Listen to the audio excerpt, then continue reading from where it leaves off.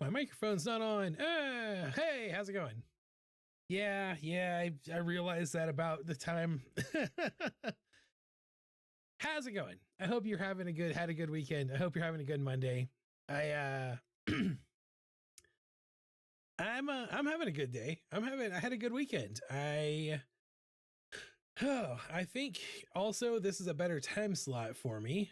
And I think we're gonna have some fun. So it is November 18th. And what that means for today is that I need to get my butt in gear on working on the December Patreon theme. Not that I 100% have everything done for the November Patreon theme, but I have a lot of it done.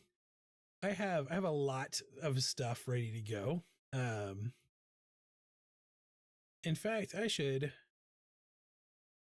pop that up somewhere. Let's see. What do I got? I got image slideshow. We'll just go in here and we'll grab that whole directory and we'll just let that play through to give people an idea of the type of stuff that we do around here. If you are new to the stream or don't know what I do on my Patreon or anything like that, every month I do basically a sticker per week plus a monthly sticker. So it's all depends on how many Saturdays there are for that month. The Patreon itself grew out of my monthly. I was giving away stickers every week at the C Street Market here in Springfield, and they grew into a Patreon. So basically there's a sticker for every single weekend, every single Saturday, and then I do a monthly one. And then of course there's a print tier also. This is really cruising by. It's a steady clip and covering the captions. So let's see if we can't slow that down a little. Let's put this time between slides up to like 10 seconds, give people a chance to really look at it. So yeah, that's what we do. Every month there is an entire set of stickers and a print, usually some goodies that go with it, handed out too. And tonight's stream and this week's stream theme in general is going to be working on the December pack. So what you see on screen right now is the November pack. We're going to work on the December pack, and we're getting old hat at this because this is like the 4th month we've done this on the stream. So without further ado, I suppose we could go ahead and get started. It is important to remember that anything going out, the December pack will not go out to patrons until January. So as we are putting this together, it needs to be more focused on not like we don't necessarily want to use Christmas as a theme because you will not get these things until January. When we were still doing the market, it was made more sense to do monthly theme base around the themes for that month because you would be able to come pick them up every Saturday.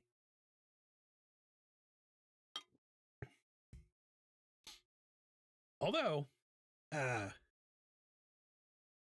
I will be doing a market every Saturday through the 21st of December now. Every Saturday on C Street from 3 p.m. to 7 p.m. I will be at the Glow Cozy Winter Market. So we will be out in the cold, snow, sleet, shine for you guys, doing our thing, sharing with you, all of you.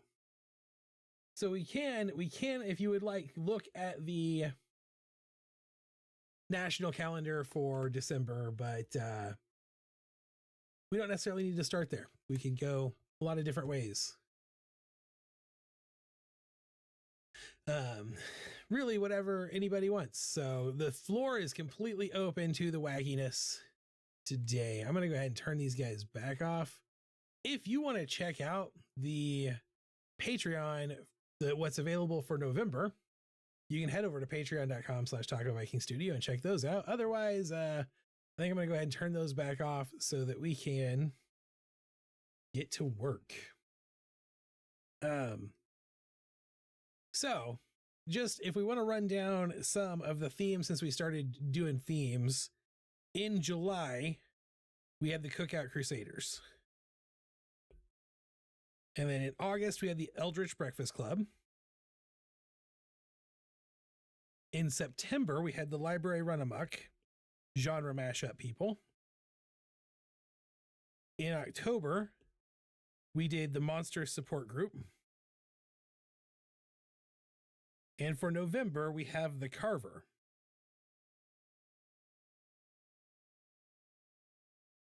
So really, we have a little bit of a cycle going because we have food dudes. Then we have monster people. Then we have genre mashup, although this is also a genre mashup. All of these are genre mashups. And then we have monster people. And then we have food dudes. So really, if we were going to go into this same cycle, December would be some sort of genre mashup. Or a group of genre mashups. Although, again, let's face it, they're all really genre mashups. So really it comes down to what you guys would like to see from me. And I think the best way in my book to translate that into, I don't know, some kind of theme would be to probably break them up into the categories of art that I do. So like food people, cute animal people, eldritch horror stuff, gaming. That kind of covers the majority of what I draw.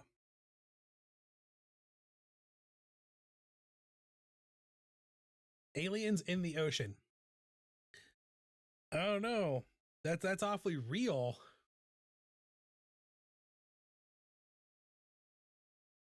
Now that we have aliens living in our ocean, extraterrestrials in our ocean.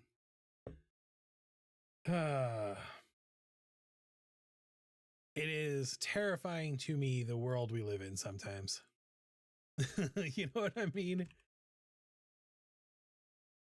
So if you are not aware, if you're watching this and you are not aware, we have officially, like, our Congress, the United States Congress, Lauren Boebert, the United States Congress, Lauren Boebert, asked our military intelligence people about aliens in the ocean.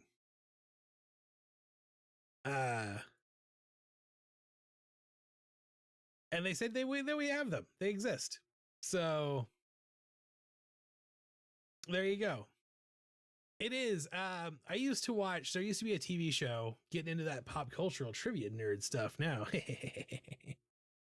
There used to be a TV show back in the 90s called SeaQuest, DSV, Deep Sea Voyage.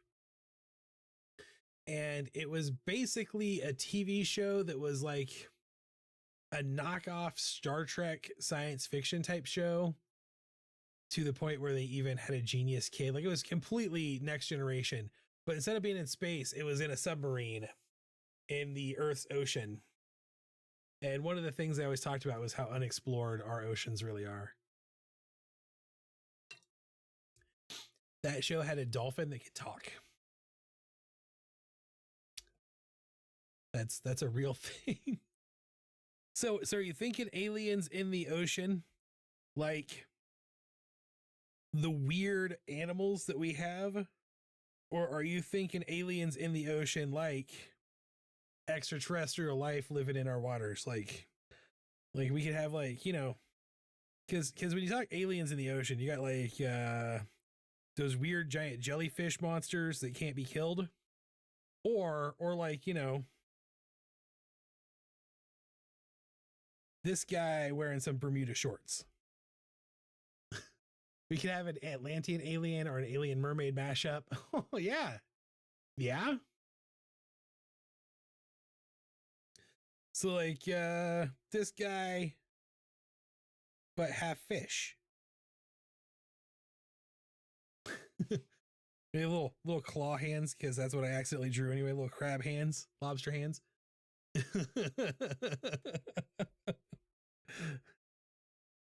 um, of course, you know, down deep, deep in the dark, that which slumbers and cannot be known. At the deep heart of our dark, bottomless oceans is the resting madness. That's also an alien in our ocean. Mash. Oh yeah, so it's like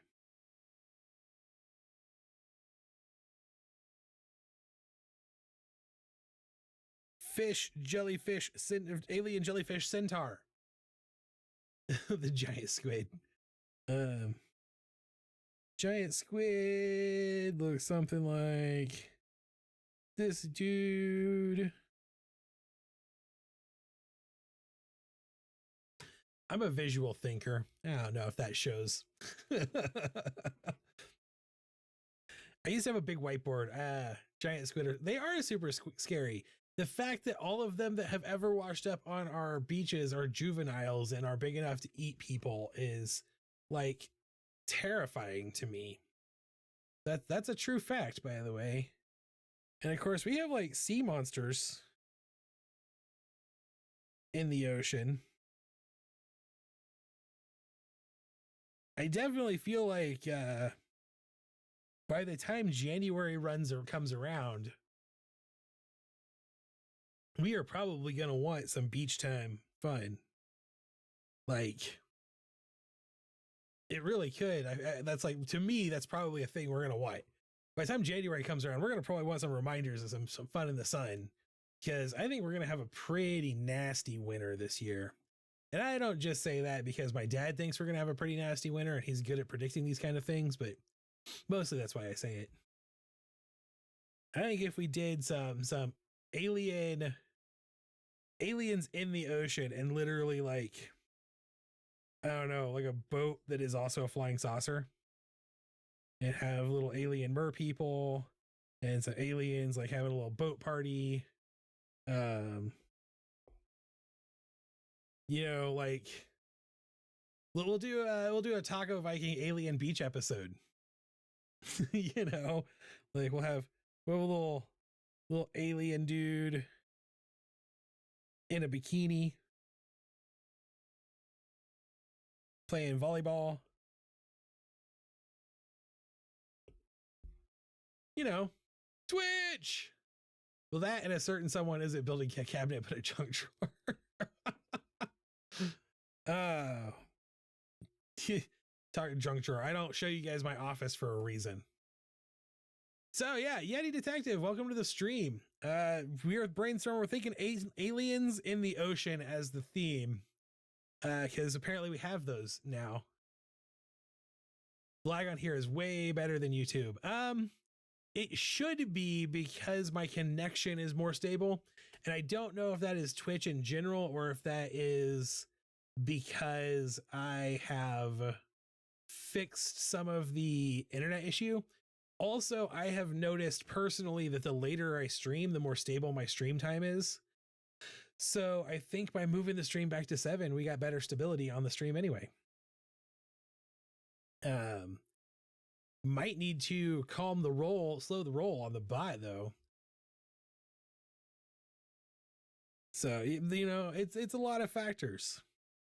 I do like the idea of aliens, like aliens in the ocean, but like aliens going to the beach is kind of a fun in the sun January. Because these, like I said, these will come out in January. This is a December theme, but you'll get them in January. So I think one thing that is probably I should have done before the stream is pull up the calendar for December and count the Saturdays. 1, 2, 3, 4. There are 4 Saturdays. Who wouldn't want to go to a beach in December, right? So we got 4 Saturdays in December. So that means we've got 4 sticker slots, 5 sticker slots, because we'll have a bonus, the monthly sticker. So we've got 5 stickers to do for December. I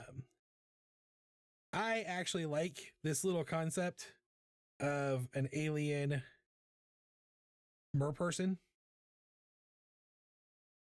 So I think I'm going to go ahead and pick one of those. But the Hawaiian Christmas Day song is stuck in my head now. I don't know that I've heard the Hawaiian Christmas Day song. I was rocking pretty hard to the Harris Heller Stream Beats music, though. I like having some DMCA free rock music to listen to.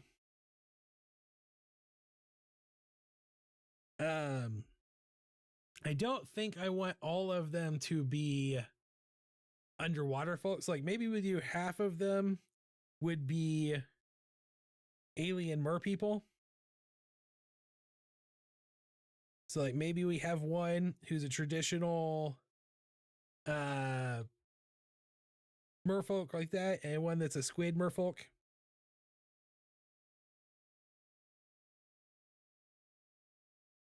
I was playing when Chevy Chase is thinking about Pretty Ladies in the Xmas movie. It's been so long since I watched a movie with Chevy Chase in it, let alone a National Lampoon movie with Chevy Chase in it. Let's see. What else do we see?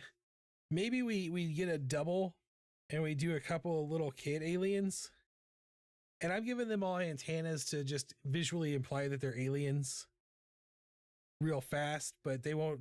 I'm thinking more probably traditional gray aliens. Like maybe a couple of kid aliens building a sandcastle. A floaty in the water. That's a hybrid. That's a hybrid of the two, right? So we got a little donut floaty kicking back.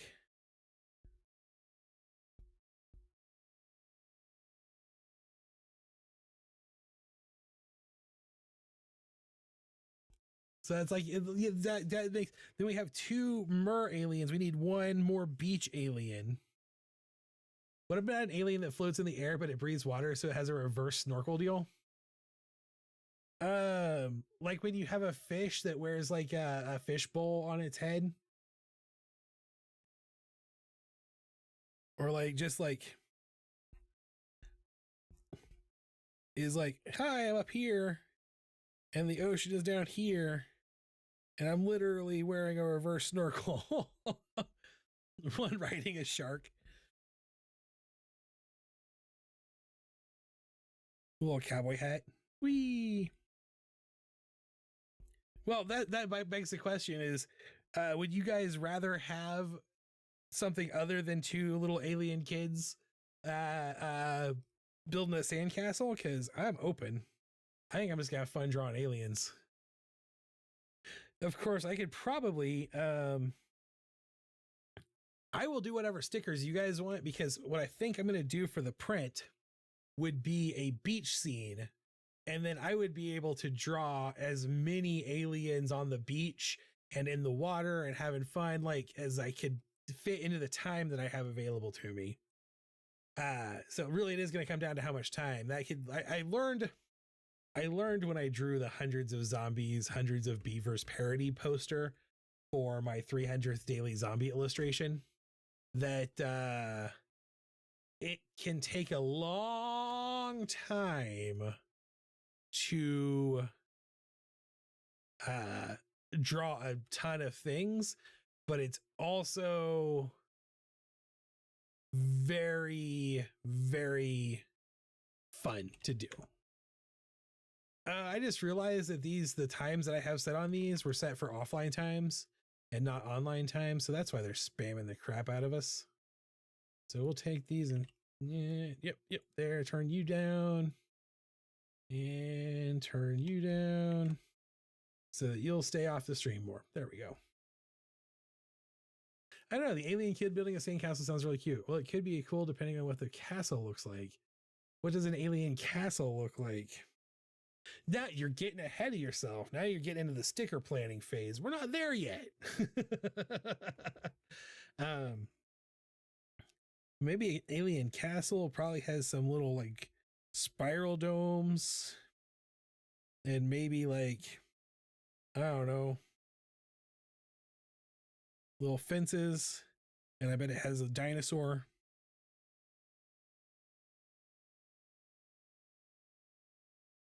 On there, you know. Dinosaur. Godzilla. Oh.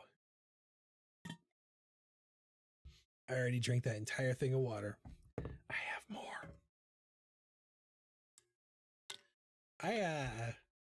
I've been thirsty again all day today.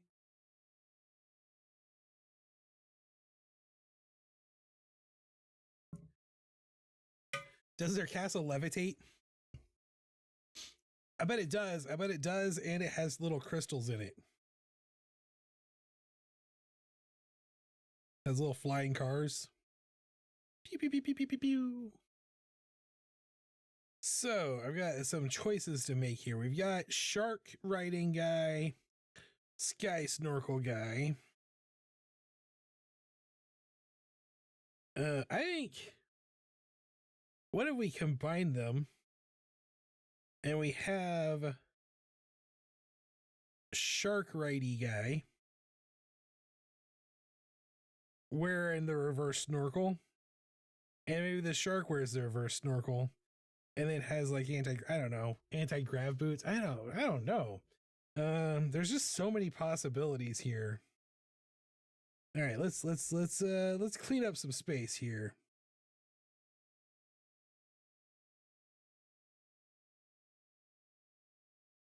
We know we've got at least these three. I think I'm gonna keep the kids. I think it's the fifth slot we gotta figure out. And we've got some ideas. Let's do a little thumbnail sketches, see which ones we like. So we got little shark riding guy. I keep drawing him because I was not happy with my shark thumbnail, the shark sketch. Sharks with lasers. I kind of like the idea of like one of those aliens that's got a ginormous head and a little tiny atrophied body because of their telekinesis. You know, like a Mew kind of creature. Reverse snorkeling. I also it keeps popping into my head to have like an alien lifeguard with a whistle and like nose, like the little patch of white sunscreen on the nose. And then of course you could always just cheat real bad, and I probably will at some point on the poster, and have like an alien buried in the sand, you know how they go.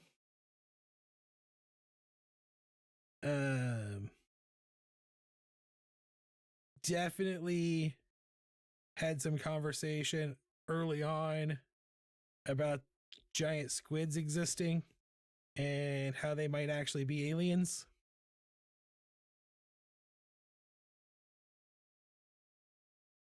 Of course, you got weird fish down in the ocean, like little puffer fishes.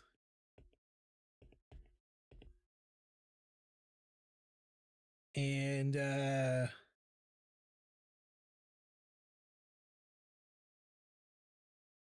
blobfish. If you don't know, blobfish play the saxophone. That's a given fact. Give him a human sand form.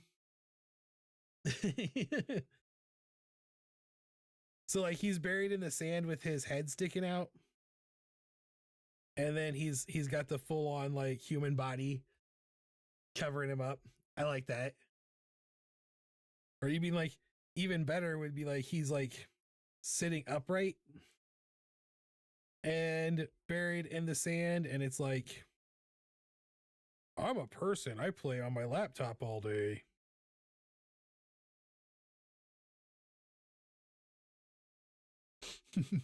Love a blobfish.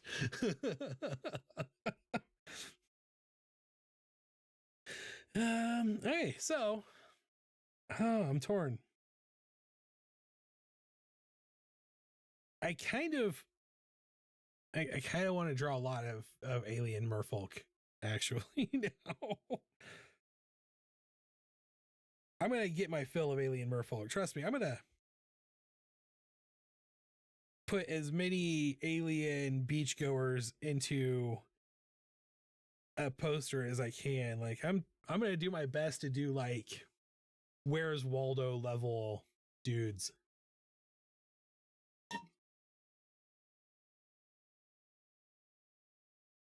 I think for our 5th slot, I'm gonna go with the lifeguard. It just feels like it would be a shame not to have one. So our 5 aliens will be Alien Mermaid,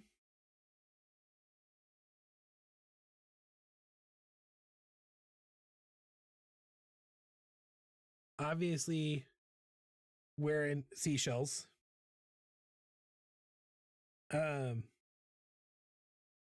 Alien jellyfish monster, very similar to an alien squid, but jellyfish. Alien Baywatch. Yeah. Alien Hasselhoff. I mean, because Hasselhoff is not an alien.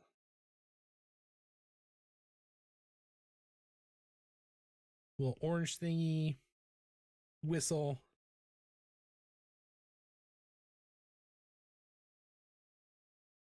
Running in slow motion.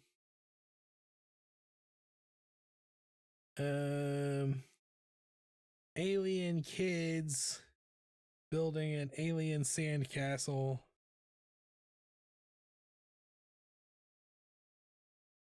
And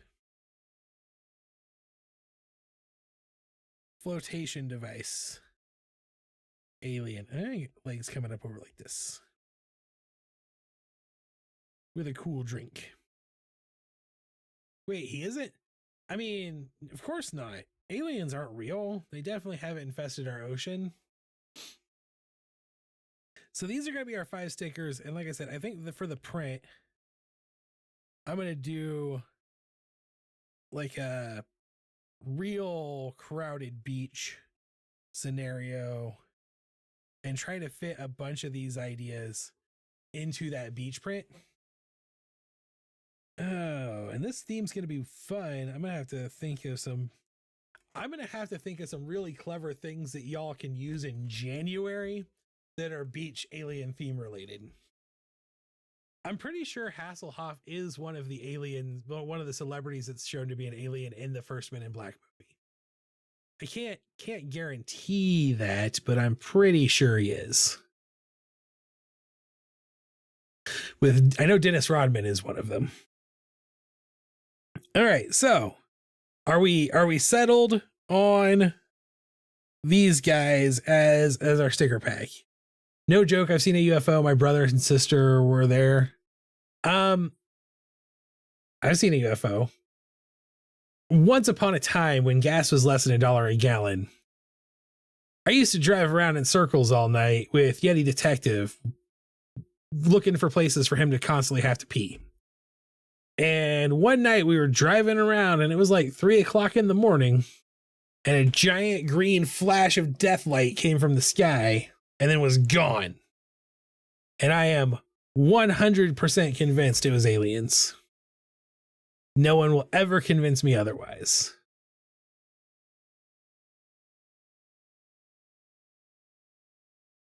So that's, I have 100%, I believe in aliens. I'm not, I don't care. We lived in Kansas City.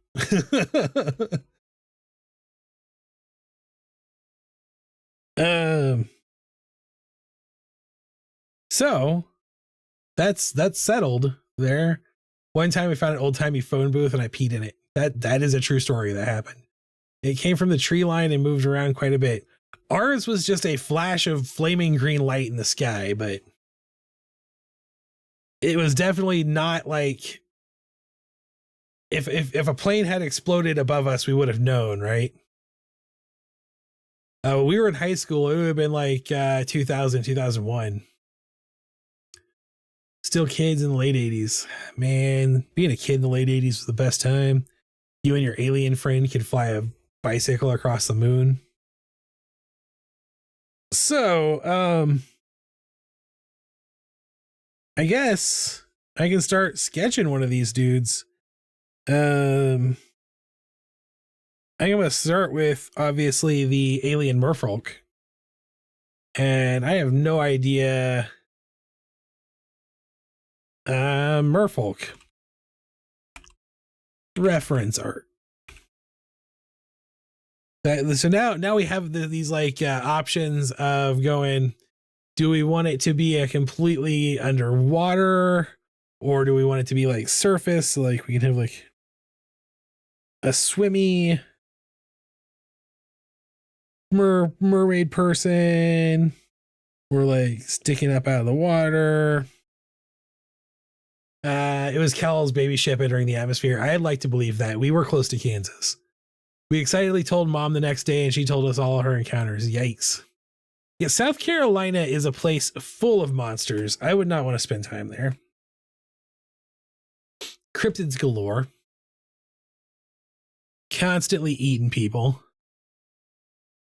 I'm pretty sure Local 38 is in South Carolina. That's where they have the moon will consume your flesh, and I'm pretty sure that's where they have the children's broadcast channel that only children can see. Adults aren't capable of perceiving it. There's some nasty stuff going on in South Carolina, at least in the world of make-believe and fantasy and terror. Unlimited terror.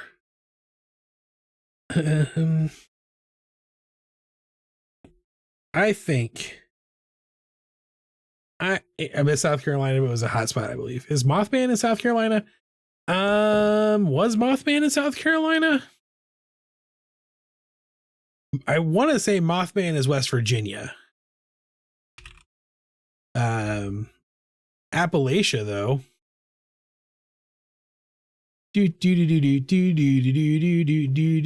West Virginia. Yeah, Mothman is definitely West Virginia. Except here's the thing about the Mothman. I learned this recently while I was learning about Local 38 or Local 58 or whatever it is. I was watching an episode of Film Theory about an analog horror series. The Mothman is a cryptid originally seen in the 60s in West Virginia. And the Mothman was seen for several months leading up to the collapse of a bridge, and then disappeared, like was not seen in West Virginia again. However, a little while later, like in the late 70s, the Mothman was seen in Russia in an urban area right before leading up to a big explosion went off in an apartment block and killed a bunch of people. And then was not seen in that area again. I'm sorry, 1999. That happened in the 1999 Russian apartment bombings. Here's the thing, though, is that recently in the cryptid forums, there have been a bunch of sightings of the Mothman all over the world. So I think we're getting ready to see a giant global catastrophe because the Mothman is a harbinger.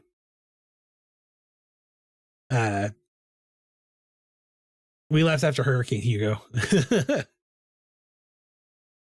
So yeah, that's what you need to know. That Now, you guys, y'all know that Missouri has a cryptid, right?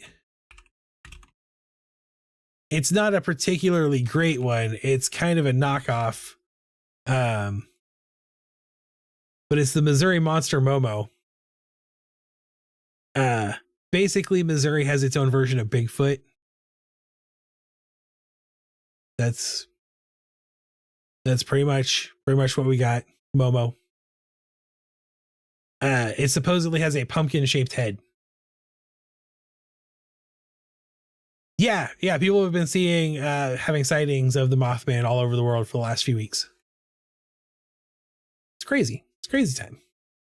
I'm sure it has absolutely nothing to do with the Mothman becoming very popular on the internet and the creepypasta communities.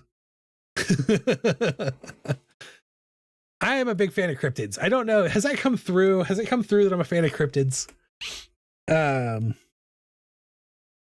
So anyway, getting back to the task at hand, I was saying I can 100% start doodling some alien fish people, merfolk, or beachgoers, either one. Yeah, all allowed. Or if you'd rather, since I've got a couple of patrons in the live stream chat, if you would rather, I could draw patron avatars. So I'll leave that up to you guys. Whatever you want me to do, it's all up to you. Here's the great thing about actually starting at 7 and starting after dinner. I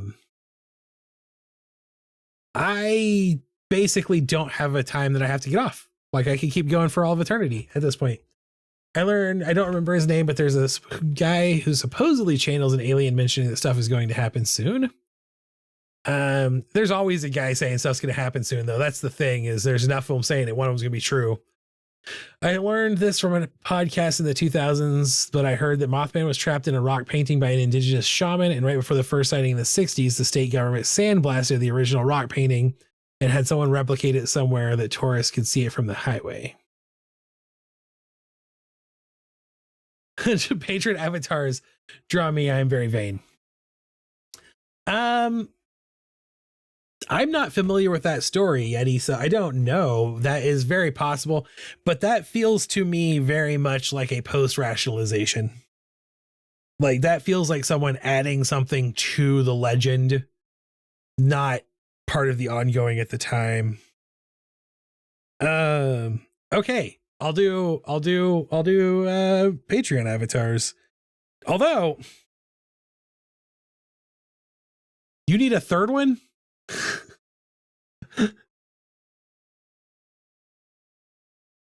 For those of you hanging out, hang on. Actually, I have better ways to show you these things.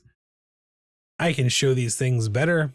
We'll add an image.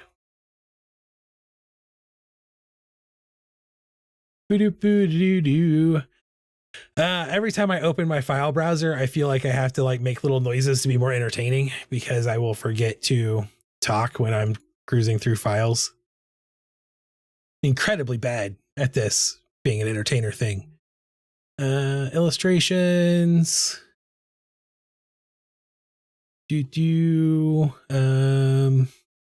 Where is it at?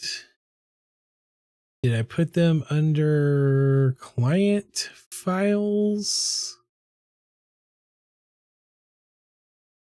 I just had that. Yes, I did. So I just had that sticker, like, just made some. Because I had extra space on some sticker things that I was running. And I realized I had never made any of these for myself. So, it's not in that folder. Where'd they go? Oh, you know what? I remember. I know where they are. I remember where they are. There it is. There it is. And throw that up there. Like that. I would love a bunch of Yeti detective stickers in different poses. Charlie's Angel of Yetis. That's fair. That's 100% fair.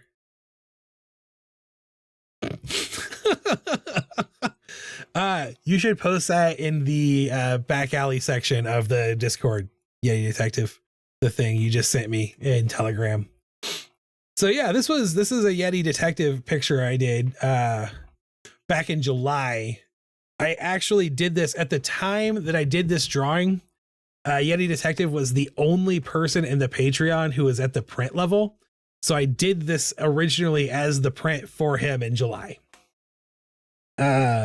So I'm willing to draw you a second, some extra Yeti detective poses, but I do think that means that before I can do that, it is only fair that before I draw another Yeti detective, I draw a Tricerabear. Because also, the whole reason I brought it up is because I've kind of been wanting to draw a Tricerabear. So that's I'm going to do that one first.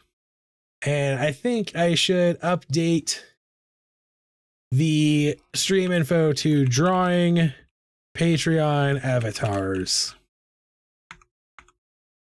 I am drawing avatars for patrons. Yeah, I'm a sucker for some little tusks. As an artist, I like drawing little tusks. So we're gonna do a Tricerabear, and I have a couple of things in mind. So let me brainstorm for you. First, if like I'm gonna draw a cartoon, so like it's not gonna be a realistic bear, but my like brainstormy brain was thinking like almost like Care Bear, teddy bear kind of bear with horns. And I actually was like, maybe even full on embrace the Care Bear and do a little Care Bear stare kind of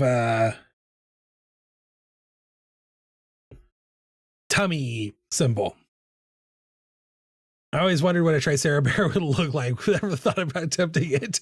I have no clue where to start. Also, just it happened to that recently I drew, I don't even know why I did it, but I drew a Berenstain Bears bear as part of one of my daily zombie drawings. So that came up. We do a little Berenstain Bear.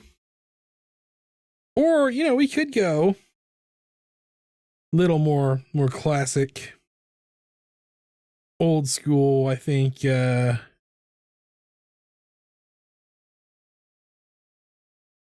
type.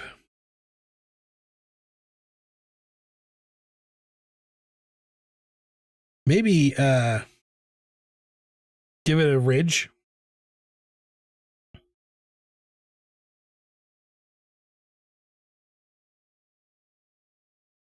Pew pew. The critter from the Herculoids. It should shoot stampeding triceratoses out of its tummy symbol. I think you left a P out of that. Triceratopses out of his tummy symbol. That the critter from the Herculoids. That the critter from the Herculoids. I don't know what that means. I have to look things up. The Herculoids. Oh, okay. Yeah.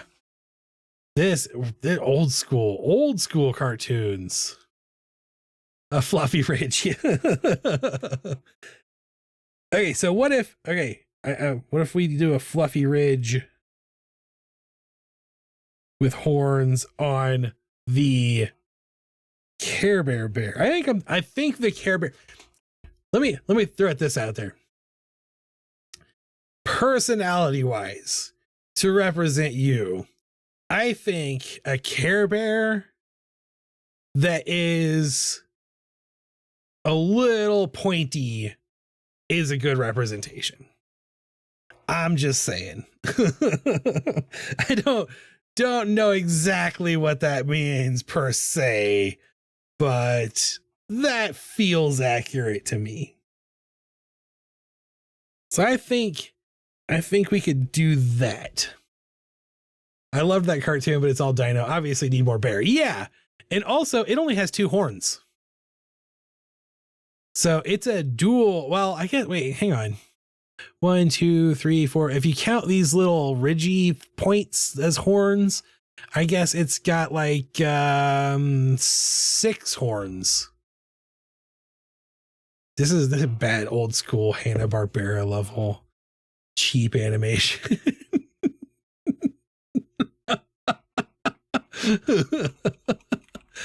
Oh man, I love old cartoons. I love old cartoons, guys. Y'all, I do. So let's see. For a Care Bear, we're gonna start with kind of an oval Care Bear body. And we definitely are gonna want a power pose.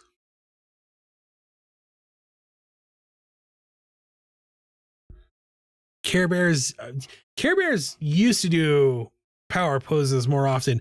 Modern Care Bears do not look nearly as terrifying as old school 80s Care Bears. They're all chibi now.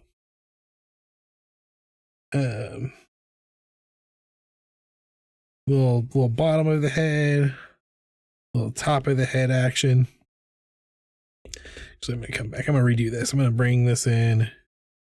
Go like this, and then fluff this out.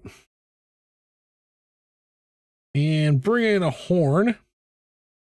Like you're like, oh, this could be a rhinoceros. No. It's got 3 horns. I feel like that's pretty close. I'm actually going to look up a Triceratops instead of trying to draw one from memory. The horns do not. Why do I think the horns come out of the edge of the ridge? They do not. This ridge comes out like this, and the horns are like right here.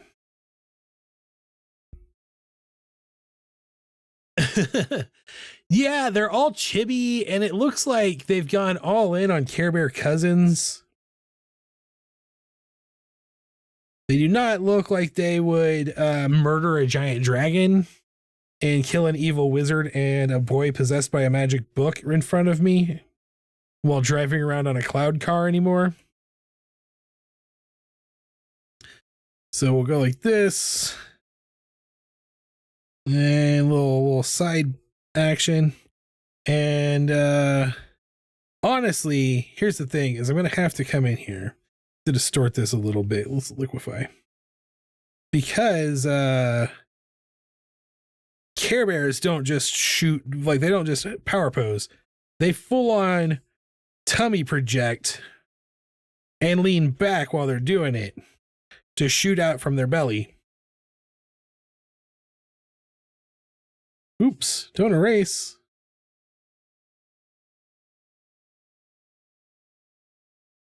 Transform, there we go. So little lean action going on. And then I remember Cousins back in the day too. They were, but the Care Bear Cousins were introduced in one of the movies and only existed in one of the movies. Although I have to admit, I did not own a Care Bear. I owned Speedy Heart Rabbit. I owned a Care Bear cousin. I think about that part in the Transformers 1 where Alita says the 2 GoBots like it was a slur. Oh. There's a lot of stuff in that movie like that. So yeah, we'll also give it a little symbol. Ooh. I think its symbol, Tricerabear's symbol, should be a heart with 3 horns. Like that. Like the ridge would be shaped like a heart. I think also I do not like actually having put the tummy out. I think I'm going to put it back to the normal power pose.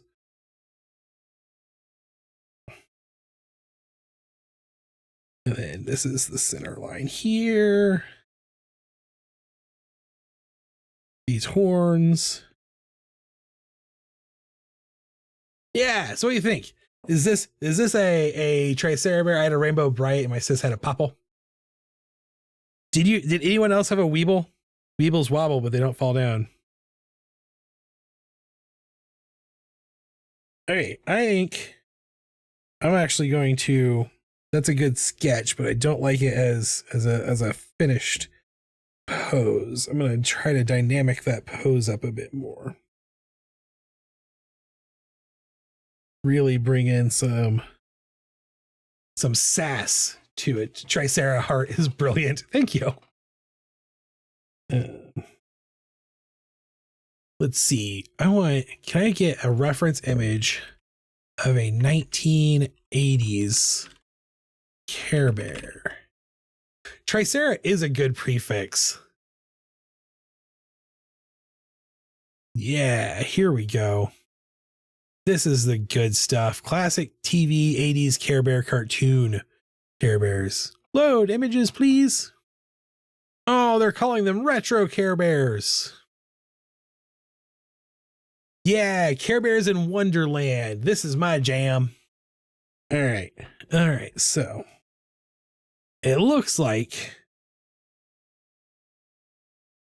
they're pretty much an egg with another egg butt coming off one side. And then they've got just the roundest little hands. And they often, it looks like the animators must have really hated drawing arms, because I'm looking at this still shot from Care Bears in Wonderland. And of the 1, 2, 3, 4, 5, 6, 7, 8 Care Bear animals, because Braveheart Lion and Rabbit Heart, Speedy Heart Rabbit are also on this image. 5 of them have their hands tucked behind their backs, which is like old school classic. I am not comfortable drawing hands posture. So they have squarish feet. That's a thing that definitely they have going on here. Like so. And they all have little tufts of fur around their neck.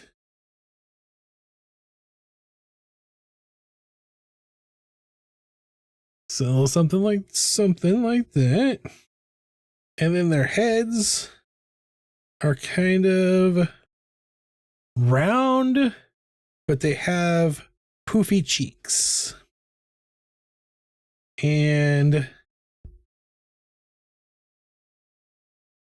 little noses like that.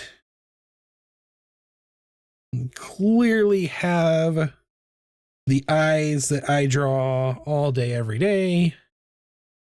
And almost every single one of them has a mid-head cowlick and ears like so. So this is a pretty decent pose. Just put in those horns and kind of harping on Braveheart Lion. We'll put in that head ridge, because I just want to work the head ridge in. I really want to work the head ridge in. And then also in my brain, and I think this is because the toys are like this, the heart was like down here, but in the cartoon, it's like their whole body. going on here. So that is a Care Bear pose right there. That is what we're going with. Let's center this. Make it a little bigger, I think, to work on. There we go. And let's bring that opacity down and see if we can't clean this sketch up again. Popples were pretty cool. My sis was sad that he got a Popple piggy bank instead of just a Popple, so I didn't do the Popple inside out thing. Yes, to the head ridge. Okay. I would have died for my Popple when I was like 4.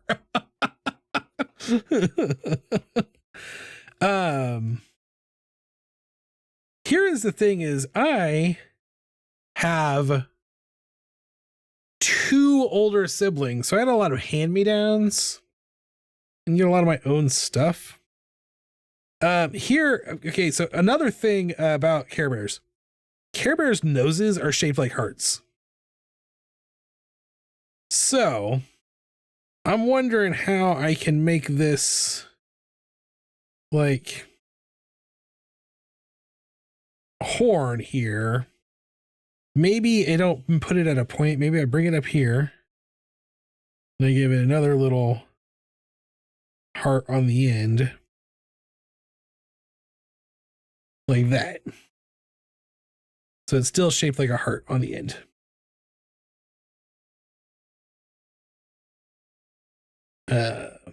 Clean this inside out.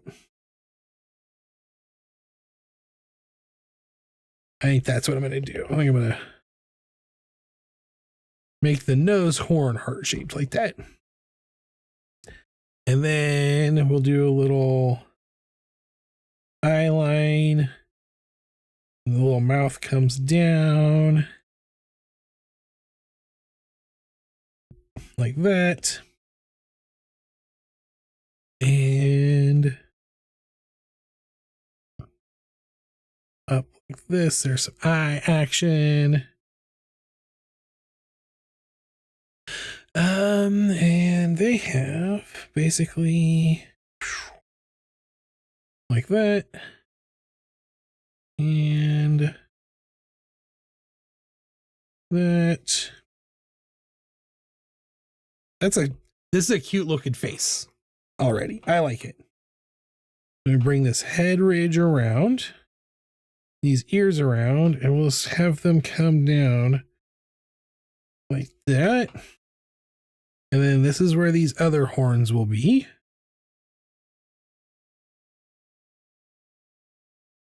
So, and their ears are definitely squared off.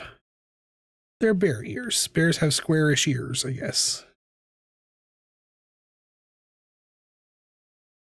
Squarish ears. Bring in another one. Cross over here. Head ridge. Lean it around. And oh. You know, if we're going with the Care Bear motif, this head ridge has to be heart-shaped. It has to be. I'm legally obligated, I think, to have a little heart-shaped head ridge.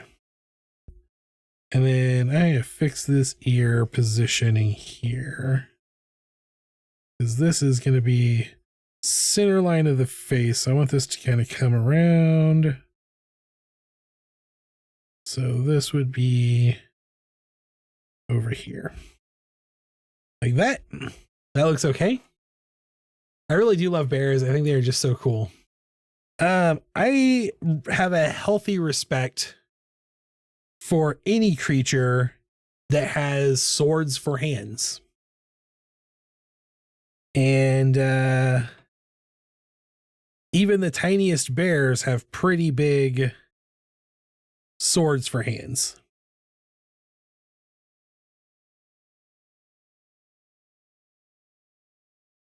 So I have a healthy respect for the bears. When I was, the first time I ever went to the natural, The building I worked in Montana was right across like our park. We shared a parking lot with the museum, and the museum had a full-size stuffed grizzly bear that you could just walk up to, and like it had its claws fully extended because it was stuffed. So of course I was supposed they put it in, and you could be like, yeah, if I encountered one of these in the wild, it would eat my face. There is no ifs, ands, or buts about it. They are definitely gonna eat my face.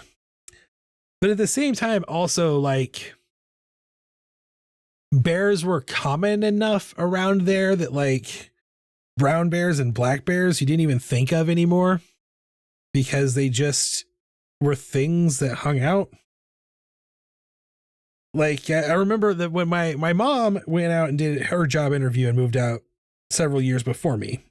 But when she went and did her interview, like the day she arrived in Helena on the news, they were like, oh, and a bear was in the dumpster behind the Kmart. And that wasn't even a thing. Like by the time I'd been there 10 years, I'd been like, so why are you reporting about it? Bears are in the Kmart dumpster all the time. Or I guess the thing by the time I left Helena, I'd be like, wow, that's really crazy because Kmart hasn't been open for years.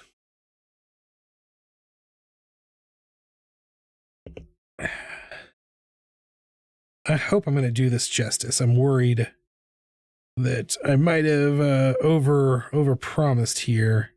I don't like to over promise. I like to under promise and over deliver. But I like the concept that we've got going on.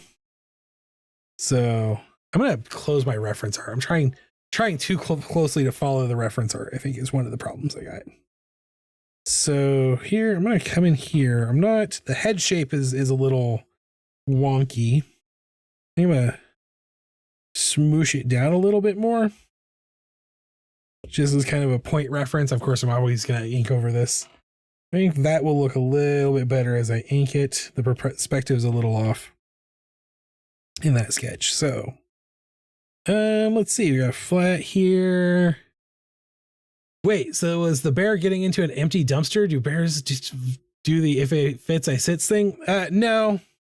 Here's an actual quote from the Department of Conservation person. The thing with dumpsters in Montana is they're very hard to design because it has to be smarter than the bear, but not smarter than a person. And the difference levels of intelligence between a bear and a person is very, very little. Bears are very smart. And let's face it, most people are not. No, the bear at the Kmart thing, when she first went out there was like in 2009, Kmart was still open. It was still a pretty happening go-to place because there weren't a lot of stores at that time in the area. That's why I was making the joke is I would have been surprised by the time I left, I would have been very surprised to hear that there was a bear at the Kmart dumpster because Kmart had been closed for so long. Although also though that Kmart was closed, but it was a Spirit Halloween for a little while. And then it was like, U-Haul storage place. So it had a dumpster.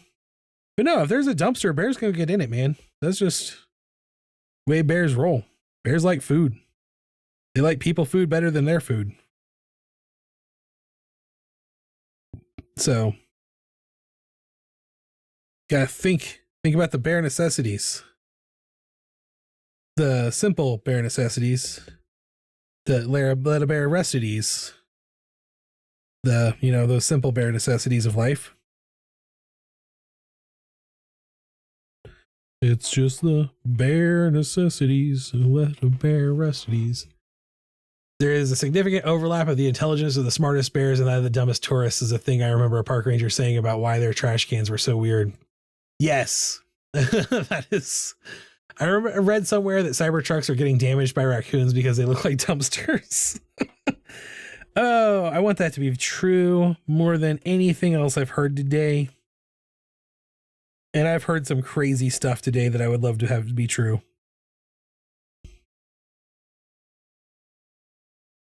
I'm going to thicken up a couple of these lines here. I think they're a little thin. I switched to a thinner brush to do the horn details and never switched back. And now these lines are looking a little thin. You know me, I like a good thick line. The other thing about being on here this late is that most of the kids will be in bed. So the PG-13 rating can get a lot more 13 than PG. Someone's going to be like, Matt, when do you think children go to bed? And I'll be like, 5 p.m. Like alien mermaids. Do alien mermaids like a good thick line?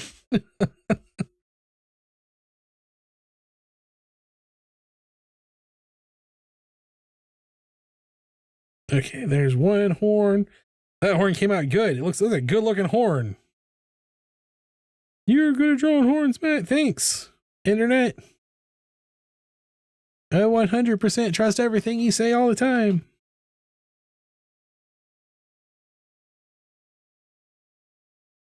And then give it some of these. I'm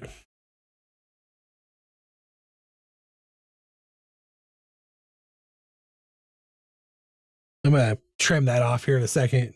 And then we'll bring around like this.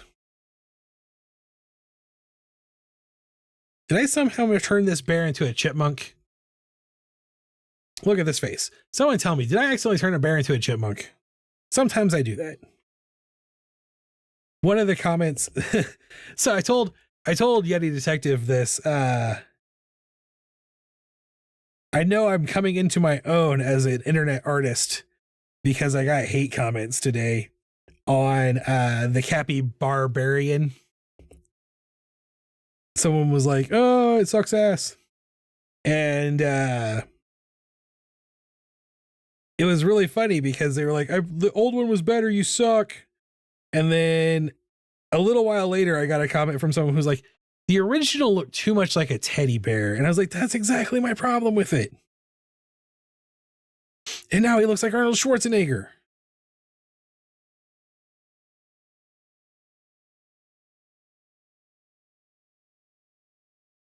I definitely had this thing where I was like, hey, people hate me. I must be doing pretty good.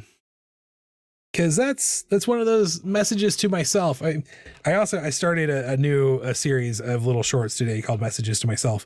One of the messages I would give myself as a younger person and anyone starting out art and wants to share it online, one of those messages is, if they hate you, it means you're affecting them. And that is always a good thing. Because people who just spread hate online rarely have good taste. So if they're telling you you suck, it's probably because either they're jealous of you, in which case you can say, yeah, I feel good about myself because I made trolls jealous, which means I must have some modicum of skill. Or they hate themselves and are lashing out at you, in which case you can just be like, I don't really, that doesn't have anything to do with me other than I was here and I have enough visuals. Okay, good. It's your bear. So if you see more bear than chipmunk, then I'm on the right path. Like if I'm getting visual enough viewers on my stuff for them to see me, then I'm doing good. And their hatred of me has nothing to do with me personally. So yeah, that's a thing I would tell myself. Although the very first one I've done, which went up about 12 minutes ago, was literally the reminder that I had to have for the last, like what I was trying to work on last week, where I was really trying to figure some stuff out for myself. And let me tell you, going to the market again this last week and hanging out with all the people at the Glow Market was so good for my mental health, guys. It was, I really appreciated them. It's always good when I get to see the people I get to see at the market, when I get to see you, but it was nice having a group of people who are like artists and outsiders and politically aligned with myself. Oh, you should spend the last 5 minutes of the live drawing something really stupid and dedicated it to your haters. Drawing a hand flip of the bird to the haters could be quite the therapy. That's true. I could. That would, it very well could be. Let's go like this. So it's like, would be centered if this wasn't turned at a 3/4 angle.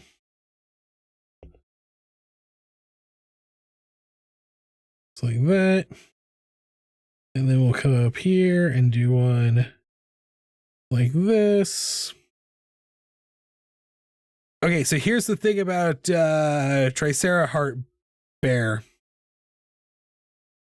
is that all of the parents would totally be angry about Tricerabear, because they would be like, oh, Tricerabear is a Satanist. It's got devil horns on its heart. They are good peeps. Young, though. That was the thing about being there was that I was the second oldest person. Once John the produce vendor left, I was the second oldest person at the market. Okay, that's I like this. This is pretty cool. What do you want your color scheme to be? You pick your what colors do you want? I like that they couldn't bear it.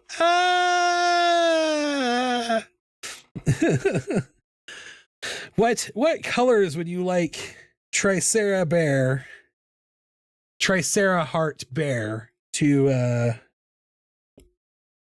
to bring? What would you like your color scheme to be? We know there's gonna be parts of this that are gonna just be white because they're all like that. So we'll start with that.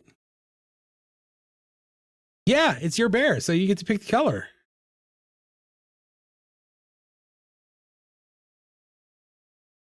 And then bring back all of their noses are not white. Their noses are like a really light version of their fur color. So their ear holes look white though. And actually, I just realized on this, their ears go behind their heads on both sides, no matter what angle they are looking at. So I can change that up.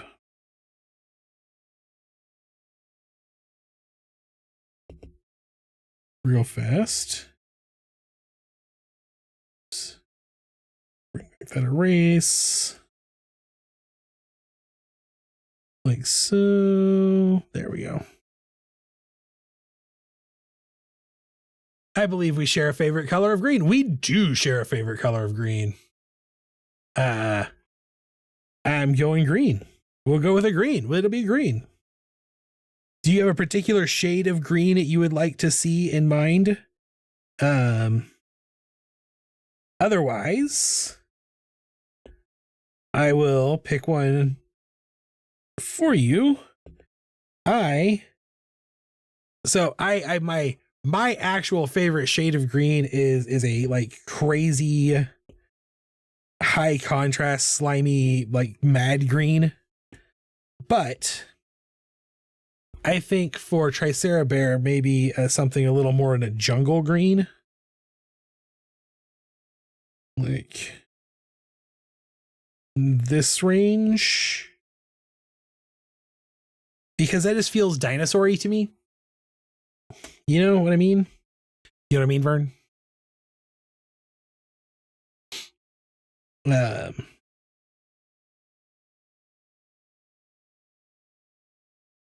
It's probably not really a dinosaur color, but I feel like a lot of the like dinosaur books when I was growing up would have had that as a dinosaur color. So, and then we'll do red on this heart and bring the green back for the horns. And then a little pastel. It's really easy for me to change the colors on these things. So if this green is not the green that you're looking for, I definitely can go to a different shade. And then I think we'll bring in a little bit of soft tongue mouth pink. And, oh, I almost forgot to color in the head ridge. Like so. So there's our flat colors. I do know what you mean.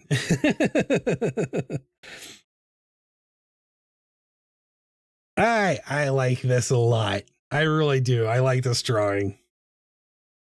Come in here. Let's add some shading. And here's the thing is obviously the Care Bears being a 1980s cartoon, there's a lot of real basic cell shading going on. So it really, really fits into my wheelhouse as far as like this stuff goes. So we'll bring in like this and like a little round like that. Oh, good. I am on the right layer. I was worried for a second I wasn't on the right layer. And then it looks like if we come in here, we can just draw in the highlight like that. And maybe bring that highlight actually all the way forward. And just bring this down. This.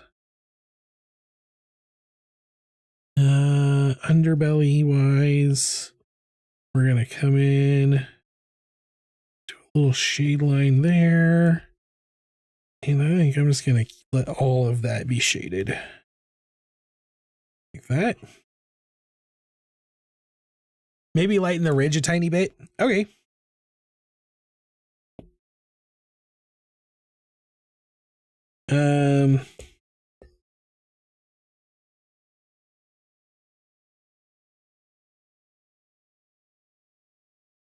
Do you want it to be kind of just like a little bit lighter like this, or would you like it to be a little more like full on like the horn color? And part of the reason I do the shading the way I do is because we can play with the color all day long and then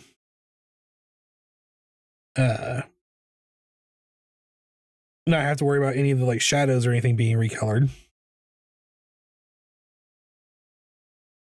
Over here, I'm just gonna leave that the way it is, like that. And I'm just gonna shade that whole back arm, and then we'll come in here. Got shading coming in, so we'll do this side of the horn. Just bring in around this side of the mouth, like so. The same over here, just side of the horn. This is actually more shading than the 80s Care Bear cartoon would have had already. I've already gone more detailed, just like you first did it. Okay. That's what I left live. So, let's go. Put a shadow in there. And then I think like that. And I think I'm going to bring this up like this. There we go. Then I could add just a little bit of shade on the ridge for where the head is blocking some of this light. But I don't think it needs it. I don't think it needs that. So I'm going to take that back off. Hey, how is the internet? Touchy subject? No, tonight it is doing great. I think actually working later into the evening is going to be a boon, a benefit in the long run. I think it's going to make the internet more stable. Okay. So I think this is a done dealy. This is a Tricerabear. What do you think? Is this good? Are you happy with the Tricerabear? I'm going to go ahead and export that. I did a thing earlier that I think is going to be cool.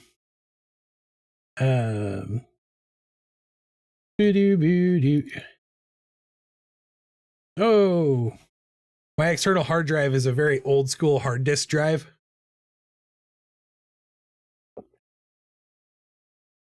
And I just forget how slow it is. Because, you know, you get used to solid state drives and how fast solid state drives are. But when you need 20 terabytes of data, you need cheap. I would never have thought to go the Care Bear route. I love it. I'm glad you love it. I will throw it up after the stream. I'll make sure it's in the Discord so you can download it. I'm actually going to move it off of my iPad. I just put a version of it on my iPad. I thought, oh, nope. That's why that's empty. I had to actually hit saved image.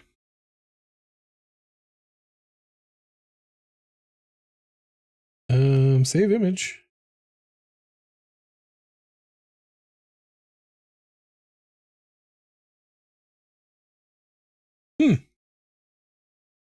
I don't know what's going on there. I'll have to grab it for my photos. Wasn't there a Triceratops bear already? I don't think so. He was yellow? I don't think there was. I don't think there were any dinosaurs in Care Bears.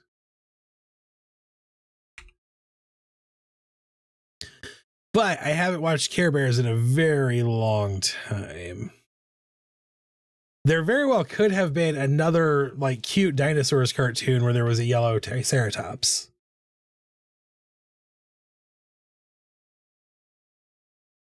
So anyway, we figured out that we've got our theme for December. We're going to do Alien Beach Party.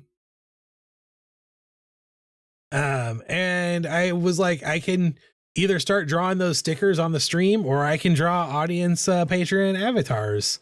And I wanted to draw outside Tricerabear, so I drew a Tricerabear. That's where the direction we went. If you can find one, you should put a picture of it up in the Discord. That would be awesome. But for now, this is Tricerabear's new Patreon avatar. I can.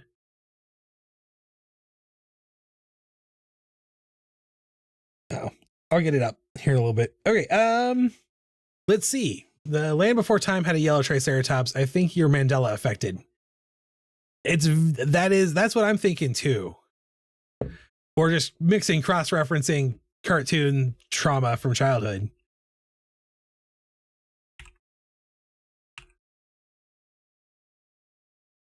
The Land Before Time Triceratops was definitely a yellow, cute looking Triceratops.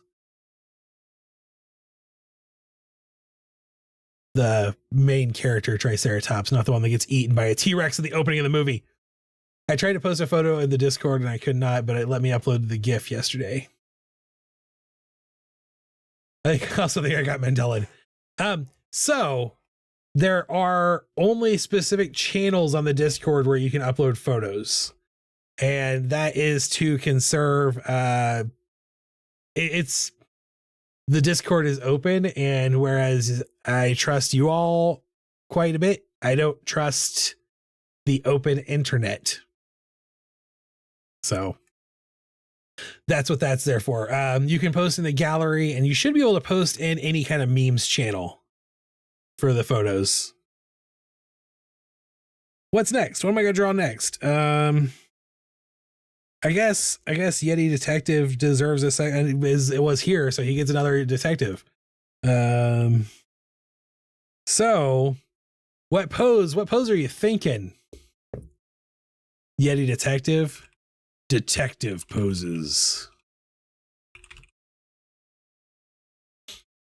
You can go full on Charlie's Angels.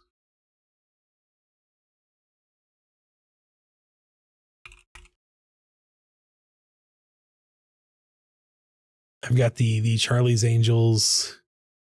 No, not that Charlie's Angels. Never the one with Kristen Stewart.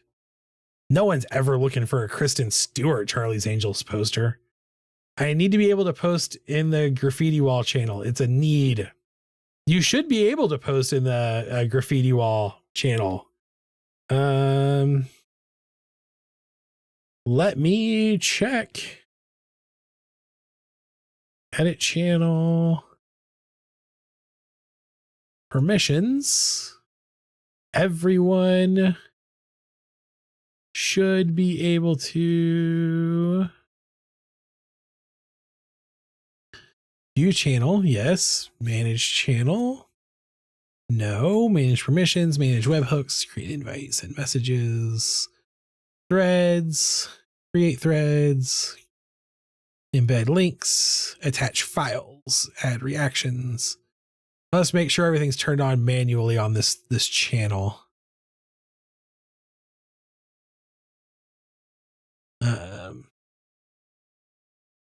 There we go. All right, you should definitely be able to post on the graffiti wall. You were always supposed to be able to, but now you definitely should be able to. I do want the Charlie's Angels poses though. I'm going to assume that when you say you want the Charlie's Angels poses, you want the classic, like, oops, wrong brush. TV thing where it's like one Charlie's Angel over here, all kung fu hands, leg out, hair whippy, and then one Charlie's Angel over on this side, all carrying a revolver and punching somebody with the leg out and the hair all whippy. And then one Charlie's Angel over here with the hair not so whippy, but definitely carrying a sniper rifle. Faucet. Yes. So something classic Charlie's Angels. Not that this is a good, like, but yeah, classic Charlie's Angels like this. I'm assuming this is what we're talking about. Because there's a lot of like the 90s Charlie, was it 90s, 2000s? The Drew Barrymore Charlie's Angels are all kung fu stancy. And the Kristen Stewart. Charlie's Angels are all stacked on top of each other. So I'm going to assume this is the one you mean. And we'll figure out how exactly we're going to do this.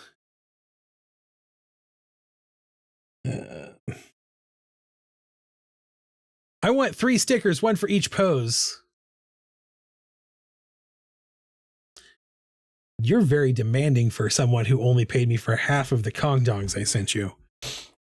All right. Well, I will do 1 of them tonight then. Pick which one. Which one do you want tonight? I'll see if I can find references to them individually because they're silhouettes. They cover each other up.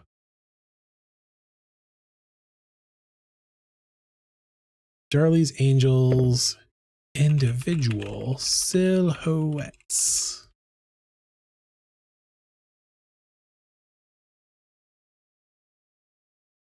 Okay, so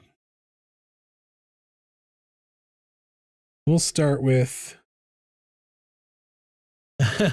I love Kristen Stewart, but the Charlie's Angel movie was not a good film. You said Kong Dong on live stream. The word Kong Dong is totally PG-13. I checked with a robot. The robot said I was good to go. Robots are not allowed to lie. That's one of the laws of robotics. Obviously. Left one first. We'll go left to right. Okay. So we're going to start with the thing like this that they're all like, I think it's supposed to be Charlie's desk. Go hips. Start with hips. How's that sound? We'll start with a hips out approach. Tell that to Ex Machina. Ex Machina, the problem is that the robots are people and people can lie. So,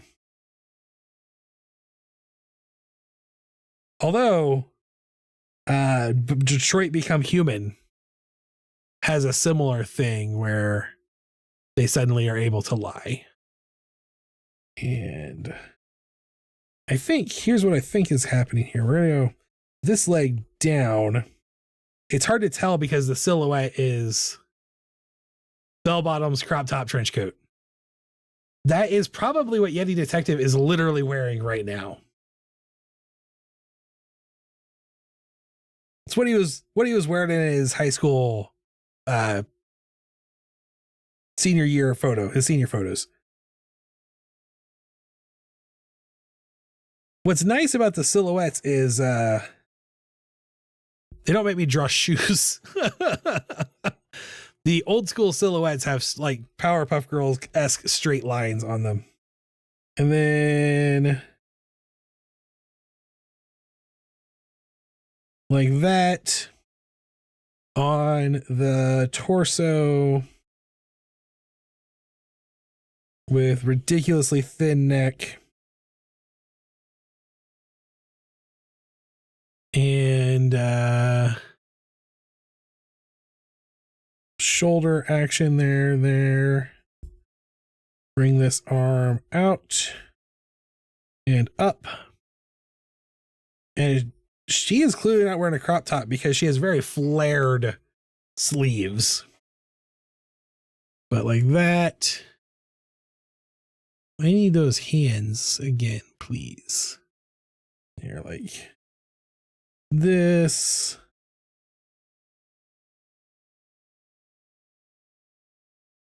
And then another hand over here.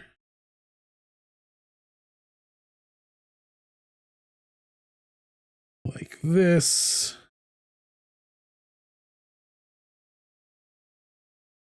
And then this face is in profile. So, oh man, I'm gonna try to Yetify this.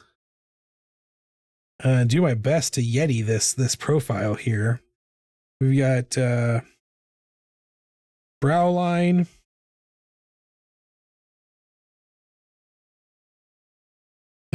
Flat nose. Protruding bottom jaw. Horn?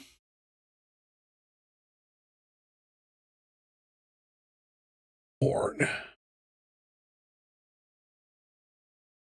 This Yeti detective sticker does not have a horn because it's under the hat. When I did the pose, I actually drew a horn and then put the hat over the top of it. And then let's go with that flyaway hair. Just have it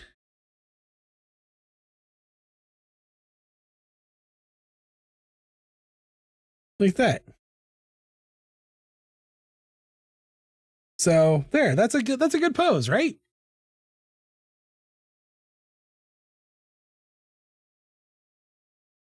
And then I'm gonna guess that you wouldn't be happy if I just turned this into a silhouette.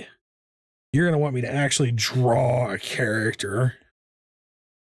Although Yeti silhouette stickers, like I see them all the time. I I was giving someone a ride home Saturday night from the market. And the person in front of us at the stop sign had a Bigfoot sticker. And the person that was riding with me was like, you should do a Bigfoot sticker. And I was like, I can't do a basic bitch Bigfoot sticker.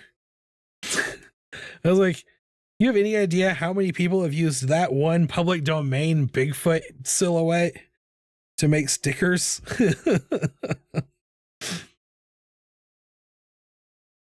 It's like everyone who owns a Jeep has one of those stickers on it.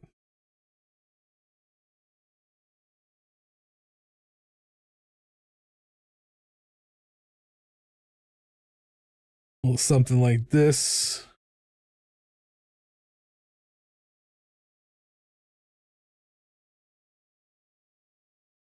I actually think this would make a pretty cool silhouette. Also, just as a silhouette on the sticker along those lines.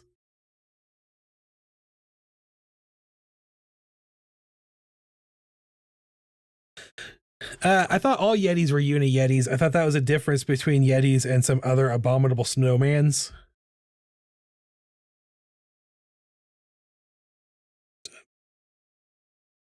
Sometimes you don't have references, so you just gotta hold your hands up and be like, "Wah!"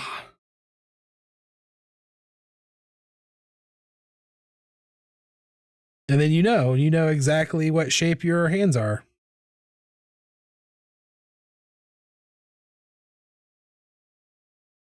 Those are important skills to possess as an artist. I really had a Bigfoot silhouette sticker on my last laptop. At one point, I had actually made years and years and years and years ago. It might even be what you used to make that sticker. I sent you. It's probably way back in a chat somewhere. That silhouette with also a public domain fedora on it, and was holding a magnifying glass. I had edited it to be into a detective.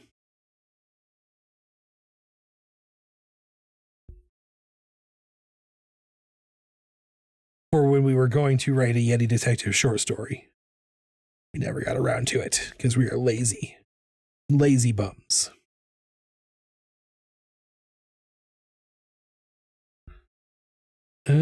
Like this. Leg swoops out like that. And am I wrong in remembering that like people wore full body jumpsuits in the 70s? Was that a thing? That was definitely a thing. That's what we're going with here. But they like had deep V, swooping necklines.